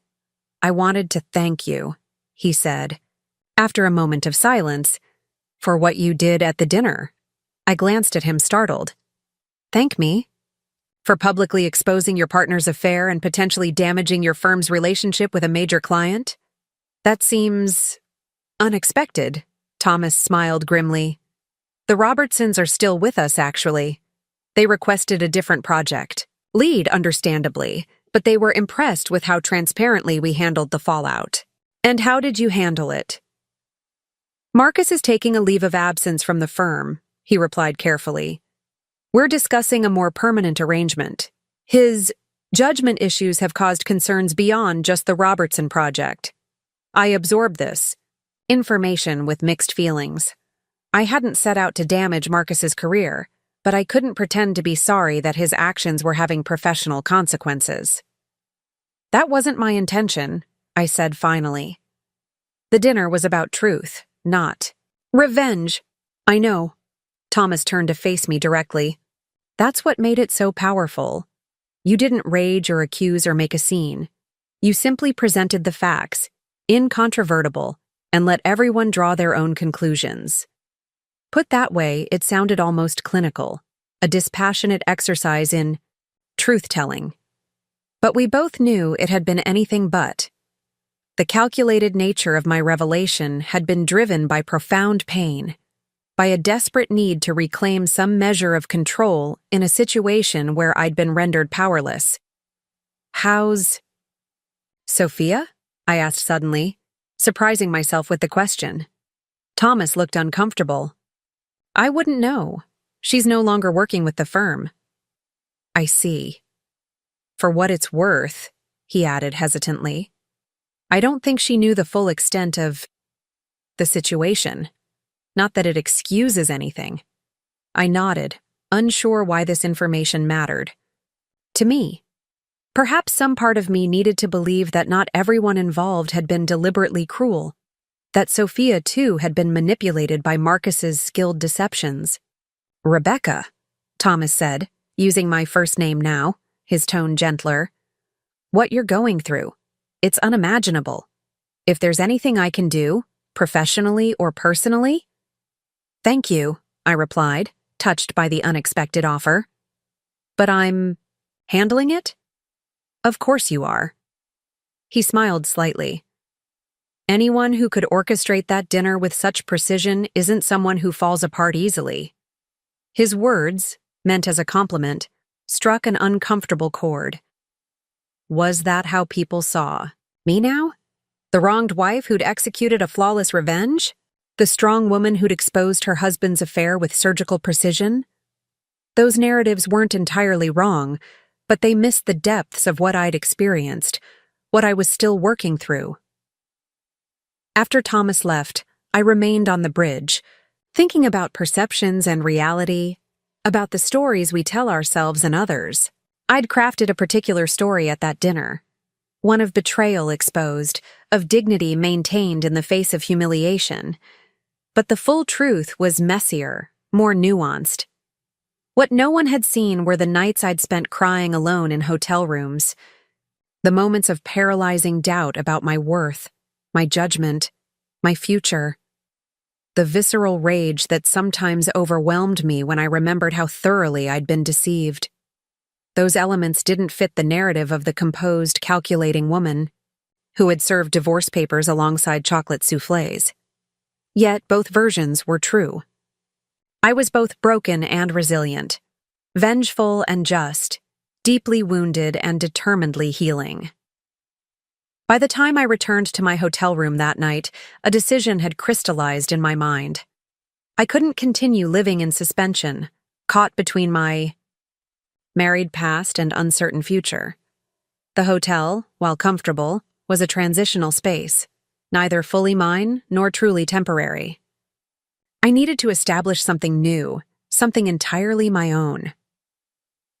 The next morning, I called a real estate agent and scheduled viewings of apartments in a neighborhood across town, far from the house I'd shared with Marcus, but still within reasonable distance of Maison.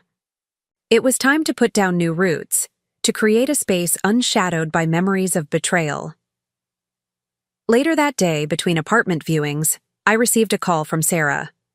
"Marcus has responded to our settlement proposal," she informed me, her tone neutral. "He's accepted almost all terms without contest."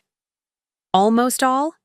He's requesting some specific items from the house, family heirlooms, his personal library, that sort of thing.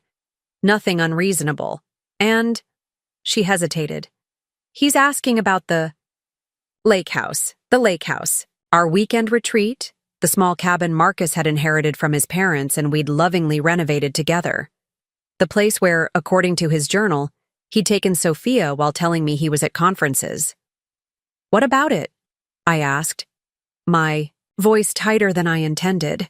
"He's offering to buy out your share at above market value. Says he knows how much it means to you, but hopes you'll consider it." I felt a surge of fresh anger at the presumption. How dare he assume he knew what the lake house meant to me now, after he'd tainted it with his affair? Yet beneath the anger was something else, a weary recognition that holding on to the property, even partially, would mean maintaining a connection I was desperate to sever. Tell him yes, I decided. But at current market value, independently assessed, I don't want his guilt money. Sarah sounded surprised. "Are you sure? That place has significant sentimental value, not to mention financial. We could negotiate co-ownership with scheduled usage." "No," I interrupted firmly. "I want a clean break, Sarah. Complete separation. Let him have the lake house and whatever memories he's made there. I'm building something new." There was a brief silence on the line. "All right," she finally agreed. "I'll draft the response today." After we hung up, I stood in the middle of the last apartment I'd viewed. A bright, open space with large windows and a kitchen that, while not as elaborate as the one in my former home, had potential. The building was modern, the neighborhood vibrant with small businesses and restaurants. Nothing here reminded me of Marcus or our shared life. "I'll take it," I told the real estate agent, who looked pleasantly surprised at my decisiveness. As we completed the preliminary paperwork, I felt a weight lifting, not disappearing entirely but shifting, becoming more manageable. This was the decision point I'd been approaching since the night of the dinner. Would I allow Marcus's betrayal to define me going forward, or would I use it as a catalyst for transformation? Standing in what would soon be my new home, I chose the latter. This apartment, unlike the hotel room, wasn't just a temporary shelter from the emotional storm. It was a deliberate step toward rebuilding, a physical manifestation of my refusal to remain trapped in the narrative of the betrayed wife. Tomorrow, I would begin moving my personal belongings from the house Marcus and I had shared. I would select only what truly mattered to me, leaving behind anything tainted by his deception. I would create a new space, filled with objects chosen solely by me, for me. The thought brought a fresh sense of possibility, a flicker of excitement amid the grief and anger that had dominated recent weeks. This crisis had forced me to make decisions I'd never anticipated, to forge a path I hadn't chosen. But moving forward was still my choice, one I was finally ready to embrace fully, without reservation or regret. 2 weeks after signing the lease, on my new apartment, I stood in the empty shell of what had once been my marital home, surveying what remained. Most of the furniture was gone, some taken by Marcus to his new place, some sold, some donated. The walls, stripped of artwork and photographs, bore the faint outlines of frames that had hung there for years, ghostly rectangles slightly brighter than the surrounding paint. I moved through the rooms slowly, performing a final check before the real estate agent arrived for the listing appointment. The house would sell quickly in this market, Sarah had assured me. The proceeds would be divided according to our settlement agreement, providing me with additional capital for whatever came next. A clean, efficient ending to this chapter of my life. And yet, standing in the empty living room, I felt a surprising wave of melancholy wash over me. Not regret for my decisions since discovering the affair. Those remained clear, necessary, right. Rather, a deeper sadness for what had been lost long before I found those photographs. For the genuine love and partnership we had once shared, before it corroded beneath the weight of Marcus's choices. The doorbell interrupted my reflections. Expecting the real estate agent, I was stunned to find Sophia standing on the porch instead. She looked different from the confident professional who had arrived at the dinner with her camera and easy smile. Thinner, perhaps, less polished. Her honey blonde hair was pulled back in a simple ponytail, her face bare of makeup. She wore jeans and a plain sweater, a far cry from the elegant black dress of that night. "Rebecca," she said, her voice uncertain. "I'm sorry to come unannounced. I saw your car and took a chance you'd be here." For a moment, I considered closing the door in her face. What possible reason could this woman have to seek me out now, weeks after I'd exposed her affair with my husband? What could she hope to accomplish beyond reopening wounds that were just beginning to heal? But curiosity won out over self-protection. "Why are you here, Sophia?" She clasped her hands together, visibly nervous. "I know I have no right to ask for your time, but there are things I need to say to you. In person. Not for Marcus's sake, or even for yours, really. For mine." Against my better judgment, I stepped back, allowing her into the empty house. We stood awkwardly in the barren living room, the space between us charged with unspoken histories. "I'll stand," she said when I gestured toward the single remaining chair. "This won't take long." I nodded, crossing my arms and waiting. Whatever she had come to say, I would listen. And then she would leave, and this unexpected epilogue to our connection would be complete. "First," she began, her voice steadier now, "I want to apologize. Not just for the affair, though of course for that too, but specifically for my part in the dinner. For sitting across from you, pretending I didn't know exactly who you were, while you served food you'd prepared with your own hands. I hadn't expected this particular apology. The dinner had been my orchestration, my trap. I'd assumed Sophia saw herself as a victim of my scheme, not a perpetrator in her own right. "You recognized me immediately," I stated rather than asked. She nodded, a flush of shame coloring her cheeks.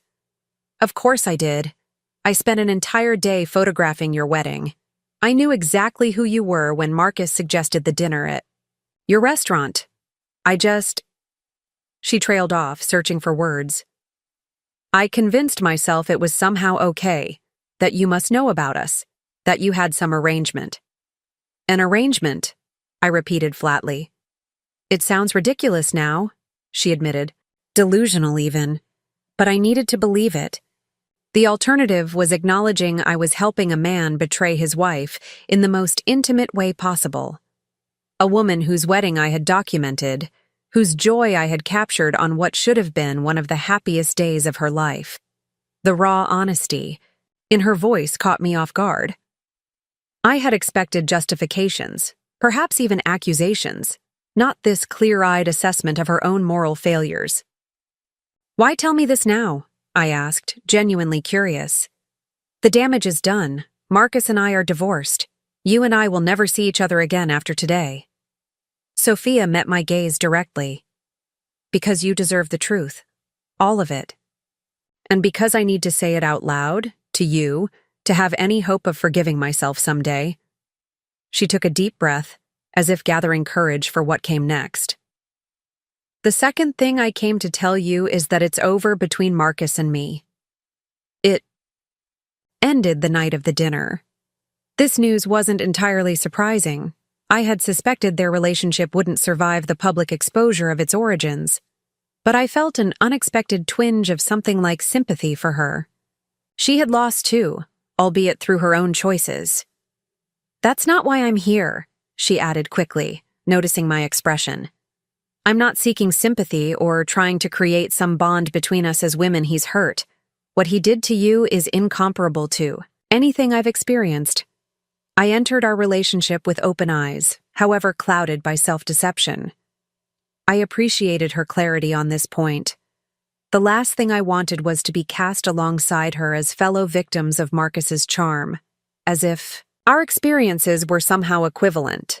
"The truth is," she continued, "seeing you that night, your dignity, your strength even in the face of such betrayal, it forced me to confront what I'd become.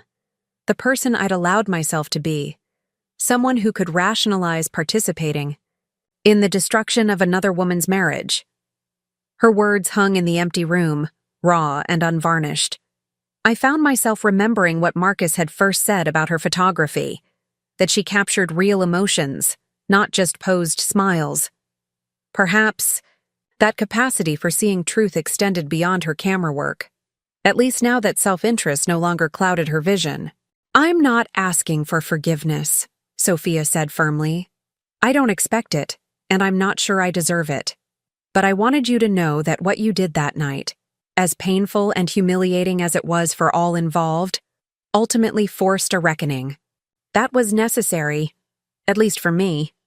I considered her words carefully, searching for hidden agendas or manipulations. Found none.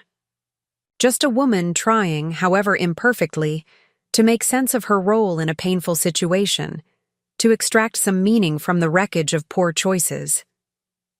"Thank you for your honesty," I said finally. Not forgiveness, exactly, but acknowledgement of the courage it had taken to come here, to face me directly. She nodded, visibly relieved to have said her piece. "I'm leaving the city," she added. "Taking a job in Seattle. Fresh start." "I hope it works out for you," I replied, surprising myself. With the sincerity of the sentiment, I didn't wish her ill, I realized. She had been wrong, deeply, significantly wrong, but she hadn't been the one who took vows, who promised fidelity and partnership, who built a life with me only to systematically undermine it. As Sophia turned to leave, a final question occurred to me, one I hadn't known I needed answered until this moment. "Did he ever talk about me? During your time together?" She paused at the door, considering the question with care. "Yes," she said finally. "He spoke of you often, actually, with respect, pride in your success. He said no one understood flavor combinations like you did, that your palate was extraordinary." A hollow laugh escaped me. "But not with love." Sophia's expression softened with what might have been pity, or perhaps just recognition of a painful truth. "I think he did love you, Rebecca, in his way. But love, for Marcus, wasn't incompatible with betrayal. That's the part I couldn't reconcile in the end. The ease with which he compartmentalized. How he could speak of you with genuine admiration while simultaneously undermining everything you'd built together. Her insight struck uncomfortably close to the heart of what had been most devastating about Marcus's betrayal, not just the infidelity itself, but the calculated duplicity that had accompanied it. The way he had maintained our life together while systematically constructing a parallel existence without me. After Sophia left, I remained standing in the empty living room, processing the unexpected encounter. Her visit had forced me to confront aspects of the situation I'd been avoiding, particularly the complex, contradictory nature of Marcus's feelings toward me. The possibility that he had, in his distorted way, continued to care for me even while betraying me so completely. The doorbell rang again, the real estate agent this time, clipboard in hand, ready to discuss listing strategies and market valuations. I shifted mental gears, focusing on the practical matters at hand. The house would go on the market next week. This final physical connection to my marriage would soon belong to someone else, becoming the backdrop for another family's story. Later. That evening, in my new apartment, surrounded by carefully selected belongings that held no painful associations, I poured a glass of wine and finally allowed myself to fully process Sophia's visit. Not just her words, but what they revealed about my own healing journey. 2 months ago, when I'd first discovered Marcus's betrayal, I'd been consumed by pain, shock, rage, emotions so overwhelming they'd threatened to define me. The elaborate dinner I'd orchestrated had been born partly from that maelstrom, a desperate attempt to transform passive suffering into active justice-seeking. But somewhere along the way, between the discovery and today's unexpected confrontation, something had shifted. The raw wounds had begun to scab over. Not healed, not yet, but no longer actively bleeding. Sophia's presence, which one would have triggered fresh anguish, had instead prompted reflection, even a tentative empathy for another flawed human navigating the consequences of her actions. This realization brought with it a new understanding. The dinner had served its purpose, not just as revelation but as catharsis. In exposing Marcus and Sophia's deception to the light, I had released myself from its power over me. The secrecy, the manipulation, the gaslighting, all of it had lost its hold when transformed from private suffering to public truth. There would still be difficult days ahead, moments when grief or anger resurfaced unexpectedly, legal matters to finalize, a holiday season to navigate without the traditions built over 8 years of marriage. But standing in my new space, I felt a growing certainty that I would not merely survive this upheaval, I would eventually thrive despite it, perhaps even because of it. The confrontation that had begun with discovered photographs and culminated in that carefully orchestrated dinner had forced a painful but necessary transformation. I was no longer the woman who had believed unquestioningly in her husband's love and fidelity. But neither was I defined solely by his betrayal. I was becoming someone new, someone shaped by these experiences but not limited by them. Tomorrow, I would return to Maison, to the kitchen that had always been my sanctuary. I would create new dishes, train new staff, perhaps even explore the cookbook concept I'd been considering before the discovery of Marcus's affair had derailed my creative focus. Life would continue, different, but not diminished. And someday, perhaps I would look back on this period not just as an ending, but as a beginning, the painful but necessary prelude to a life more authentically my own than I could have imagined while living in the shadow of betrayal. 3 months after the IRD dinner that had changed everything, I stood in the kitchen of Maison, surveying the controlled chaos of a Friday night service. Tickets lined up on the pass, my team moving with practiced precision as they transformed raw ingredients into the dishes that had earned us our reputation. The familiar rhythm of a busy restaurant, the sizzle of searing meat, the percussive chopping of knives against cutting boards, the calls and responses of kitchen staff, washed over me like a soothing tide. "Fire table 7, I instructed, examining each plate before it left my station. "And tell Eduardo we need that halibut special picked up for 9. Eliza nodded, relaying my commands with the efficiency that had made her invaluable as my chef. We'd found our groove again after the weeks when I'd stepped back from daily operations, allowing her to manage while I dealt with the aftermath of my divorce. Now we worked in tandem, anticipating each other's movements, communicating, in the shorthand that develops between chefs who trust one another implicitly. "Chef," one of the servers appeared at the pass, looking hesitant. "There's a food critic at table 12, Marissa Harding from the Metropolitan." I nodded, betraying none of the excitement that flickered through me. Harding was notoriously difficult to impress, her reviews capable of making or breaking a restaurant's reputation. She hadn't visited Maison since our early days, when her cautiously positive assessment had helped put us on the culinary map.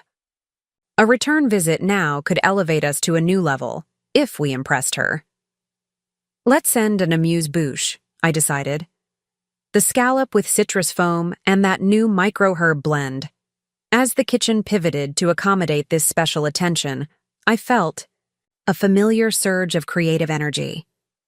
This was where I belonged, orchestrating flavors and presentations, leading my team toward excellence. The confident certainty of my professional identity had been my anchor during the turbulent months of personal upheaval. The evening progressed smoothly, each table served with precision, each dish executed to my exacting standards. When Harding's entree was ready, a special off-menu preparation I'd developed specifically with critics in mind, I inspected it with particular care before allowing it to leave the kitchen. "Perfect," I pronounced, nodding to the server. "And bring me her reaction when you check on the table." As service began to wind down, I stepped out of the kitchen for a rare moment of visibility in the dining room. I moved between tables, greeting regular customers, asking about their meals, accepting compliments with practiced humility. This part of restaurant ownership had always felt performative to me, a necessary but somewhat artificial extension of my real work in the kitchen. Tonight, though, I found myself genuinely enjoying these brief connections.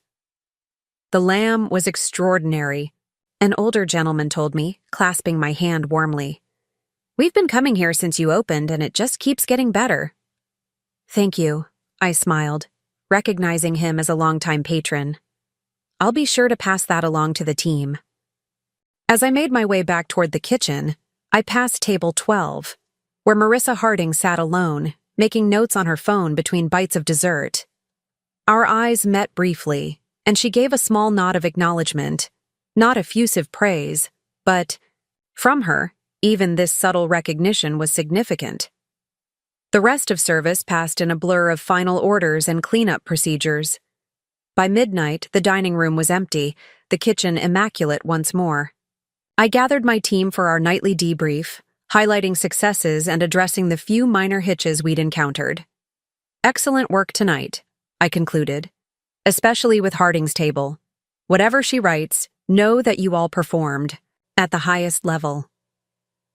After they filed out, I remained in the quiet kitchen, savoring the peaceful aftermath of a successful service. This space had always been my sanctuary, but in recent months, it had become something more. A realm where I was fully in control, where my judgment was trusted without question, where my creative vision set the standard for everything that happened around me. The contrast with my marriage couldn't have been starker. With Marcus, I'd believed we were equal partners, only to discover I'd been manipulated, my trust exploited, my perception of our relationship fundamentally flawed. Here, in my kitchen, there was no such deception. Success and failure were measurable, visible, immediate. Relationships were clearly defined. Expectations were explicit. My phone buzzed, interrupting these reflections. A text from Nadia, a fellow chef who owned a Mediterranean restaurant across town. "Heard Harding was at Maison tonight? How'd it go? Still on for brunch tomorrow?" I smiled, typing back. "I think it went well. And yes, for brunch. Looking forward to it."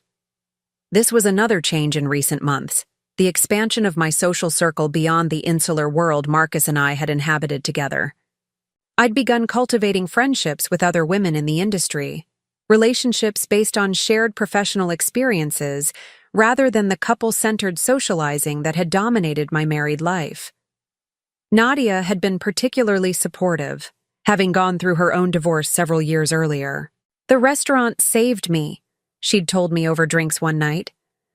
"When everything else felt chaotic, I still knew how to make perfect hummus. Some days that was the only thing I was sure of." I understood exactly what she meant. Cooking had been my constant, the thing I could rely on when every other certainty had crumbled. Not just a career, but a form of self-expression, of control in a world that had suddenly revealed itself to be far less stable than I'd believed. After locking up the restaurant, I drove to my new apartment, a space I now thought of simply as home rather than the new place. I'd finished decorating it the previous weekend, the final touches transforming it from a transitional shelter to a true reflection of myself. Clean lines, bold colors, a kitchen equipped with only tools I actually used rather than the extensive collection of wedding gifts that had cluttered my previous home. The living room walls displayed a series of black and white photographs I'd commissioned from a local artist, close-up images of herbs and spices that were beautiful in their simplicity, revealing complex textures and patterns invisible to the casual observer. Nothing here referenced my past life with Marcus. Everything had been chosen deliberately, thoughtfully, as part of my reclamation of independent identity. As I settled onto the sofa with a glass of wine, I reflected on the day. Not just the successful service and Harding's visit, but the ease I'd felt moving through it all. The absence of the weight that had pressed against my chest in those first weeks after discovering Marcus's betrayal. The growing spans of time when I didn't think about him at all. My phone buzzed again. An email notification this time. I opened it to find a message from a publisher I'd met at a culinary conference the previous month. Dear Chef Lawson, I've been following your work at Maison with great interest and would like to discuss the possibility of a cookbook highlighting your unique approach to fusion cuisine. Your perspective as a female chef navigating the often male-dominated world of fine dining would offer readers something beyond just recipes, a narrative about persistence, creativity, and excellence against challenging odds. If you're interested in exploring this opportunity, I'd love to schedule a meeting at your convenience. I read the email twice, a slow smile spreading across my face. A cookbook had been on my professional bucket list for years, but during my marriage, it had always seemed like a someday project, something to pursue after Marcus's firm was more established, after we'd had children, after some undefined future point when my ambitions wouldn't compete with our shared life. Now, there was no reason to wait. No need to consider how such a project would impact anyone but myself.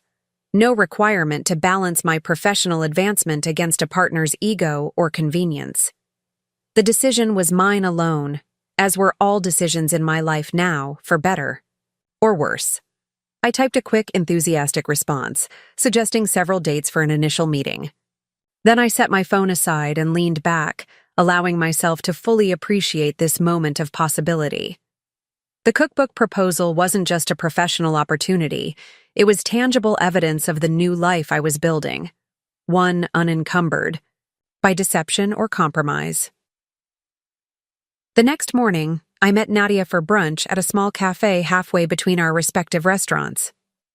She arrived looking refreshed despite having managed her own Friday night service just hours earlier, a testament to the stamina professional chefs develop out of necessity. So, she said after we'd ordered, her dark eyes alight with curiosity. Tell me everything about Harding's visit. What did you serve? How did she react? Did she say anything to you directly? I laughed, detailing the special menu and Harding's inscrutable expressions. You know how she is, completely poker-faced. But she ate everything, which is more than can be said for her visit to Tableau last month.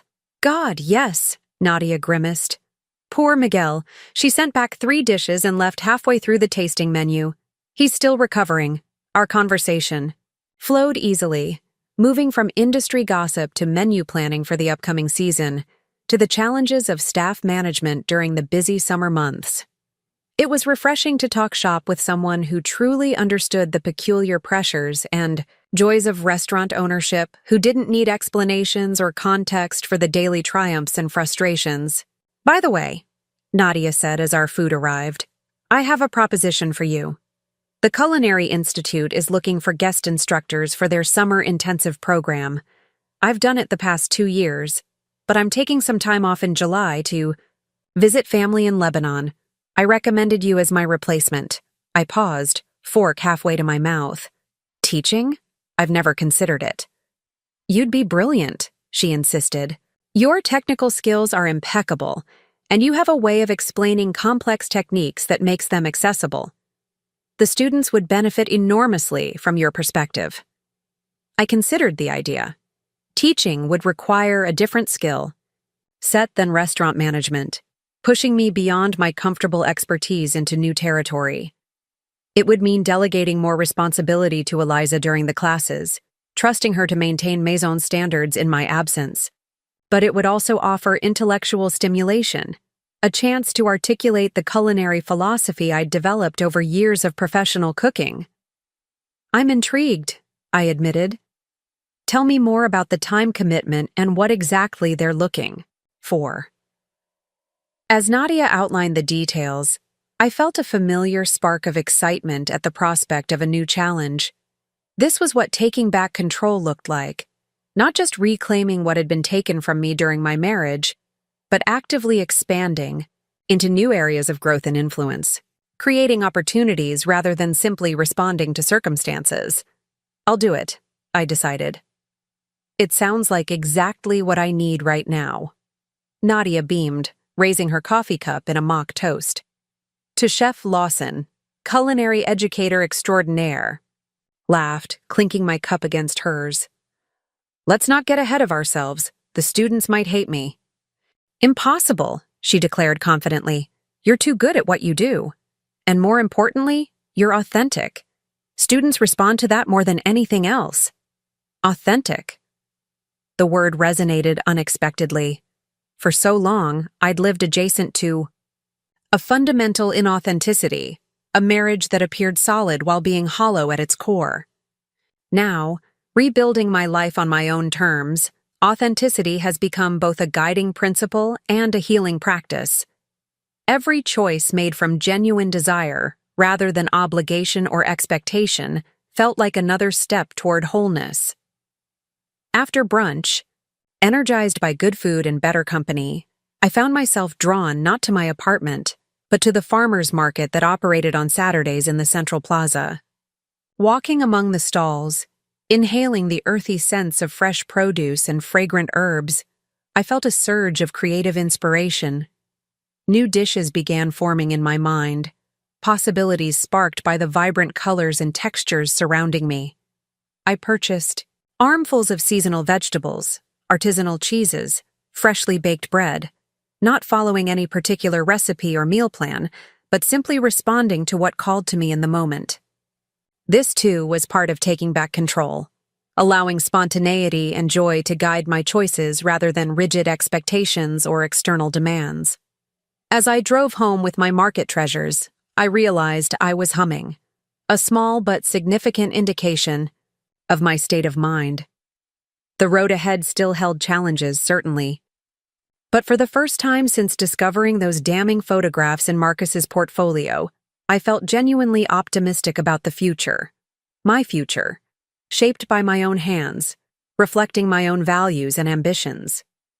Taking back control wasn't just about financial independence or professional success. It was about reclaiming my right to define myself, to determine the contours of my own existence without reference to betrayal or loss. It was about choosing, daily, to focus on creation rather than destruction, possibility rather than limitation. The dinner that had exposed Marcus's deception had been just the beginning, a dramatic but necessary first step on a journey that was proving far more rewarding than I could have imagined in those dark initial days of discovery and hurt. I had invited his mistress to dinner to reveal a painful truth. In doing so, I had unwittingly invited myself to a far more important revelation: the discovery of my own resilience, creativity, and capacity for renewal. 6 months to the day after the dinner that had exposed Marcus's betrayal, I received the final divorce decree. The official document arrived in a nondescript envelope, its clinical language transforming the end of an 8-year marriage into a series of legal provisions and property settlements. I sat at my kitchen counter, morning sunlight streaming through the windows of my apartment, and read through each paragraph carefully. The terms were fair, more than fair, actually. Despite having grounds to demand more, I had opted for an equitable division that allowed us both to move forward without the protracted legal battle that so often accompanies high-asset divorces. The house had sold quickly, as predicted, providing each of us with a substantial sum. Marcus had kept the lake house, paying me market value for my share. My restaurant remained solely mine, as it had been from the beginning. His architecture firm, now restructured with Thomas as managing partner and Marcus in a reduced role, continued without my involvement. Clean. Final. Done. I signed my name, Rebecca Lawson, my reclaimed identity now legally recognized, in the Yachi designated spaces, then sealed the document in the return envelope. It would be filed with the court by the end of the week, the last procedural step in dissolving a union that had once seemed unbreakable. I expected to feel something momentous as I placed the envelope in my bag to mail later. Grief, perhaps, or at least a solemn recognition of the significance of this milestone. Instead, I felt a quiet sense of completion, as if the final piece of a complex puzzle had fallen into place.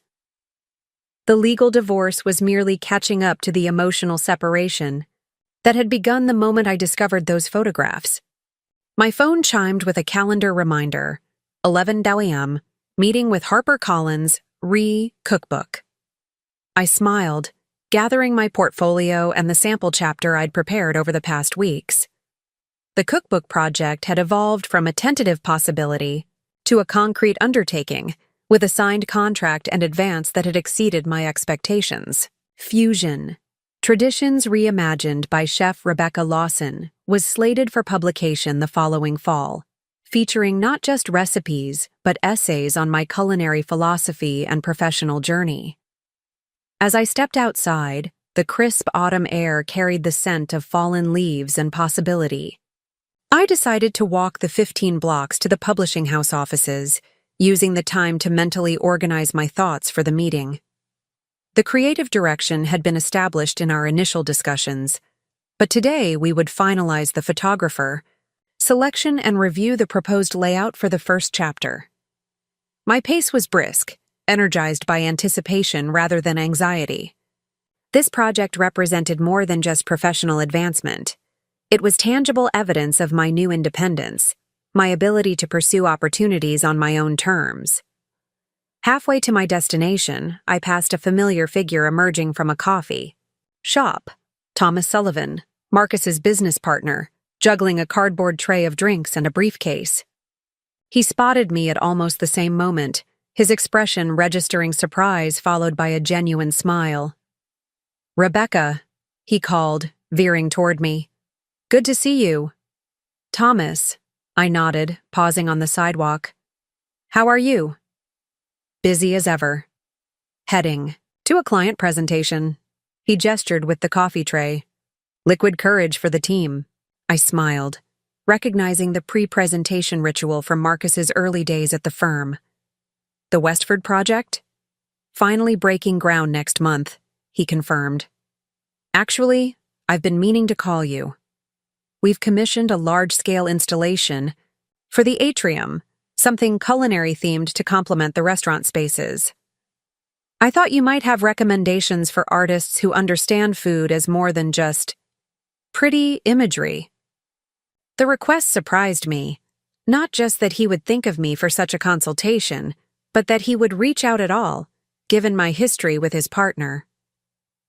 "I might," I replied cautiously. "A photographer I know does incredible macro work with ingredients, finding unexpected beauty in the ordinary elements of cooking." "That sounds exactly like what we're looking for."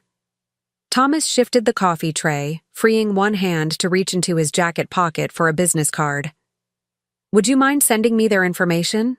And perhaps—" He hesitated. "Would you be willing to consult on the installation?" "Paid, of course. Your perspective would be invaluable." I accepted the card, considering his offer. A year ago, such a request would have seemed natural, the architect husband's firm collaborating with his chef wife. Now, it crossed boundaries that felt both strange and potentially complicated. "I'd need to think about it," I said honestly. "How is Marcus with the idea?" Thomas met my gaze directly. It was his suggestion, actually. This revelation caught me off guard. Really? Thomas nodded. He said no one understands the intersection of food and artistry better than you, that the project would benefit from your expertise. I felt an unexpected pang, not of longing or regret, but of something more complex.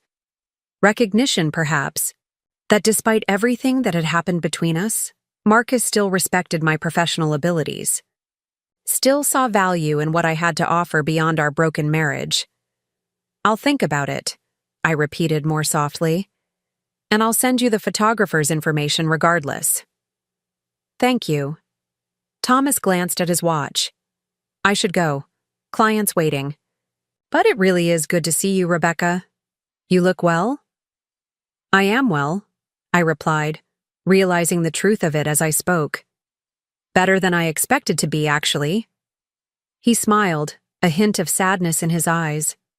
"I'm glad. You deserve that." As we parted ways, I continued toward the publishing house, my thoughts now divided between the upcoming meeting and Thomas's unexpected offer. Working with Marcus's firm, even tangentially, would reopen a connection I'd deliberately severed. Was I ready for that? Did I want it? The question lingered as I arrived at HarperCollins, where my editor greeted me with enthusiasm and immediately launched into discussions about the cookbook's visual aesthetic. For the next 2 hours, I immersed myself in creative decisions, selecting font styles, reviewing photography samples, debating the merits of including personal anecdotes alongside certain recipes.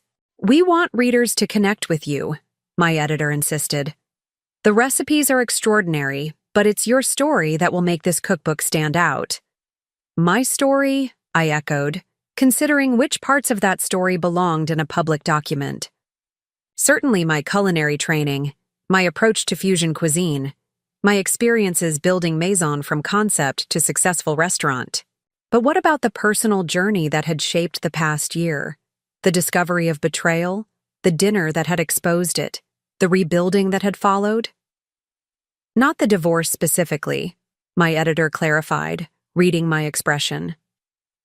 "But the resilience that brought you to this point. The way food has been both a profession and solace.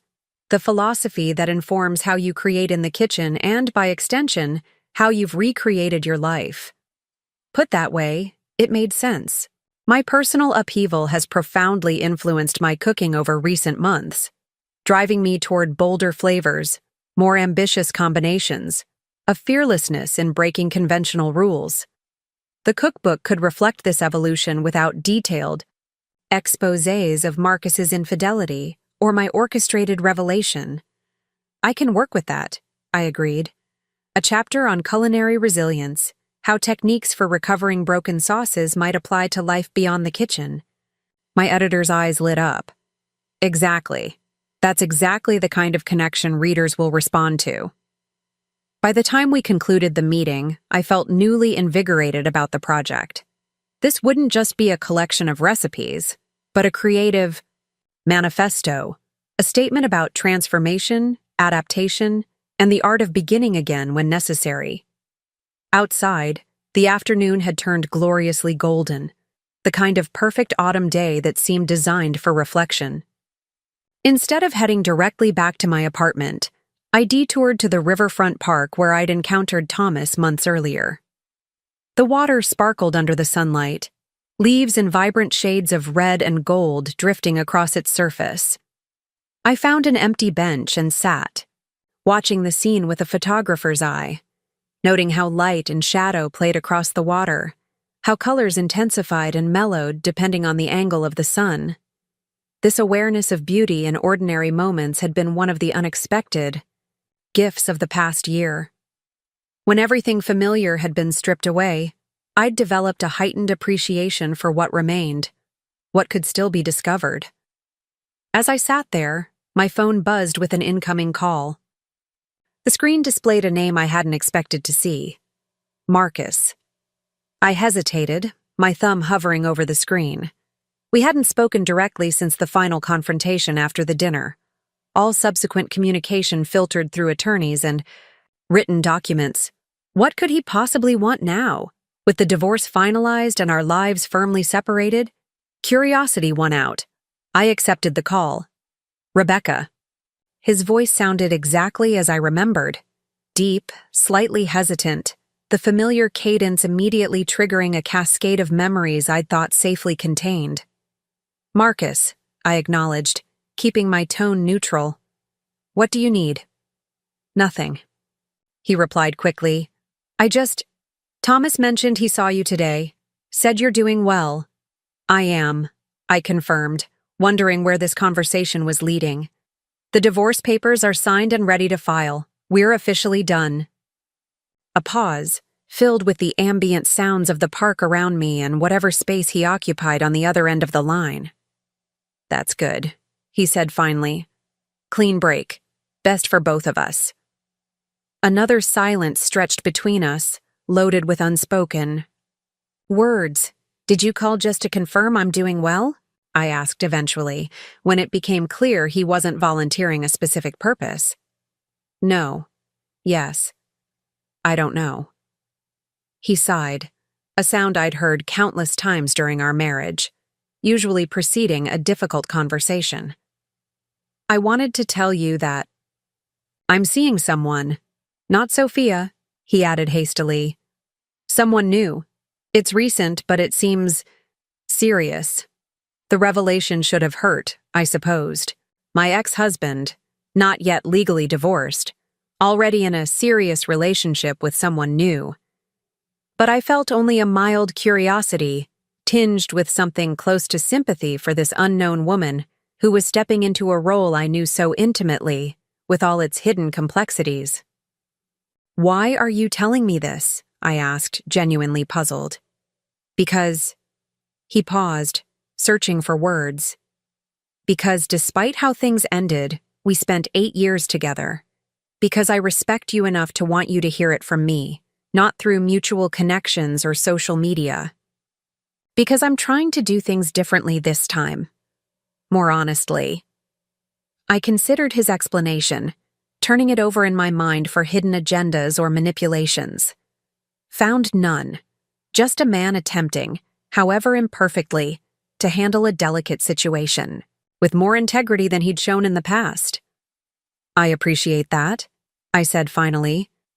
And I hope it works out for you, Marcus. I mean that. Thank you. His relief was audible. And Rebecca? Thomas mentioned the Westford installation. I really do think you'd be perfect for the consultant role. There's no ulterior motive there, just professional respect for what you bring to the table. I smiled slightly at his choice of words. I'll consider it. No promises. That's all I ask. Another pause, briefer this time.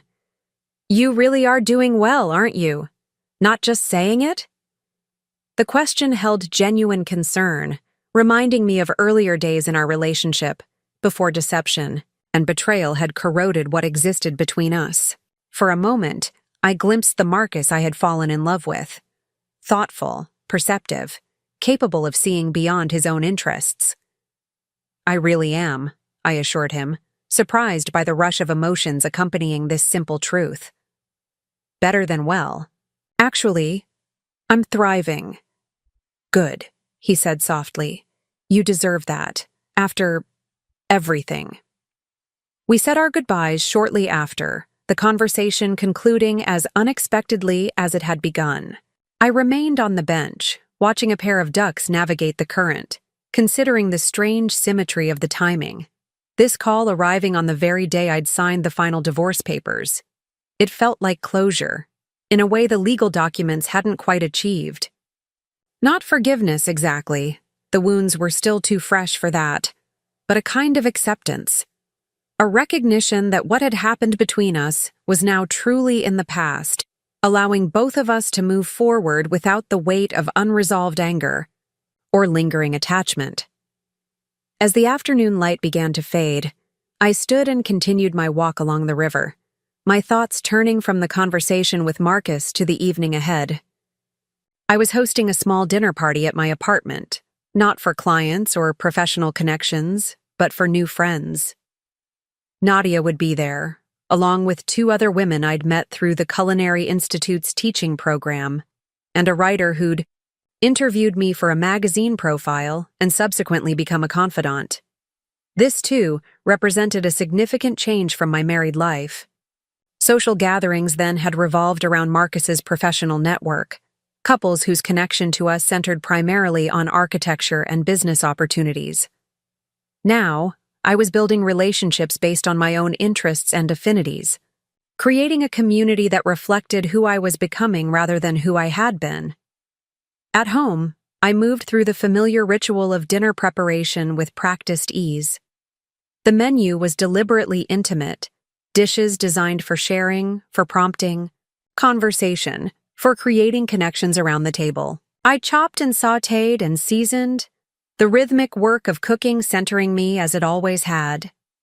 By the time my guests arrived, the apartment was filled with enticing aromas and warm lighting, wine breathing on the counter, music playing softly in the background. I welcomed them with genuine pleasure. The awkwardness I'd felt during my first attempts at solo entertaining long since faded. "Something smells amazing," Nadia declared, handing me a bottle of Lebanese wine as she entered. "Please tell me it's that lamb dish you mentioned last week." "With a few variations," I confirmed, accepting the wine with a smile. "I've been experimenting with different spice combinations. Chef Lawson, always innovating," teased May, one of my colleagues from the Culinary Institute. "Save some creativity for the rest of us." The evening unfolded with easy conversation and appreciative responses to each course. We discussed everything from kitchen disasters to dating mishaps to the challenges of navigating traditionally male-dominated professional spaces. I found myself laughing more freely than I had in months, sharing stories I might once have censored, listening with genuine interest to perspectives that expanded my own. "To Rebecca," Nadia proposed as we lingered over dessert, raising her glass. "For reminding us that endings are just opportunities for more spectacular beginnings. And for this incredible meal," added Claire, the writer. "I swear you've outdone yourself." I accepted their toast with a smile, warmth spreading through me. That had nothing to do with the wine. This moment, surrounded by women whose friendship had developed during the most challenging period of my life, felt like the culmination of a journey I hadn't known I was undertaking when I arranged that fateful dinner 6 months earlier. Later, after my guests had departed and I was cleaning the kitchen, refusing all offers of help, finding peace in restoring order after creative chaos, I thought about how far I'd come since the night I discovered Marcus's affair. From devastation to calculation to confrontation to rebuilding, each phase necessary in its own way, each contributing to the person I was now becoming. The dinner that had exposed his betrayal had been conceived as an ending, a dramatic final act in a marriage built on deception. Instead, it had become a beginning, forcing me to reconsider not just my relationship with Marcus, but my relationship with myself. Who was I beyond the roles of wife, partner, supporter of someone else's dreams? What did I want, not just professionally, but personally, emotionally, spiritually? These questions, once terrifying in their vastness, now felt like invitations to exploration, rather than demands for immediate answers. The path ahead remained uncertain in its specifics, but the direction was clear. Forward, toward greater authenticity, toward connections built on truth rather than convenience or expectation. As I wiped down the counters and stored the few remaining leftovers, I thought about Thomas's offer to consult on the Westford installation. A year ago, I would have declined immediately, unwilling to risk reopening wounds still fresh from betrayal. Now, I could consider it as simply a professional opportunity, one I might accept or decline based on its own merits rather than its connection to my past. This, perhaps, was the most meaningful measure of how far I'd come, the ability to evaluate potential paths without reference to pain that no longer defined me. Marcus had become a chapter in my story, significant but not determining. The narrative continued, shaped now by my own choices, my own vision, my own understanding of what constituted a life well lived. Outside, the city lights glittered against the darkness, a visual reminder of possibilities waiting to be discovered. I stood at my window for a long moment, taking in the view that had been one of the primary attractions of this apartment. This space I'd chosen for myself, decorated according to my own aesthetic, filled now with memories I'd created independently. The final divorce decree would be filed tomorrow, officially ending the legal bond between Marcus and me. But the emotional separation, the reclaiming of myself as an individual rather than half of a partnership, had been accomplished months ago, through deliberate choices and difficult confrontations and gradual healing. I had invited his mistress to dinner as an act of controlled rage, of righteous exposure. I hadn't anticipated that the same evening would initiate my own liberation, from illusions about my marriage, from dependencies I hadn't recognized, from limitations I had accepted without question. Now, 6 months later, I stood in a home of my own creation, professional opportunities expanding before me, new relationships flourishing around me, looking toward a future limited only by my own imagination and courage. The woman who had orchestrated that revelatory dinner would recognize me, certainly, but might be surprised by how I had evolved since then, becoming not just a survivor of betrayal, but a creator of new possibilities. The dinner had ended a marriage, but it had begun a life. My life, reclaimed and redirected toward horizons I was only beginning to explore. And for that unexpected gift, despite everything, I found myself profoundly grateful. Looking for more? We've got 2 amazing stories, ready for you right on screen. If this one touched you, these are absolutely worth your time. Click to watch them now.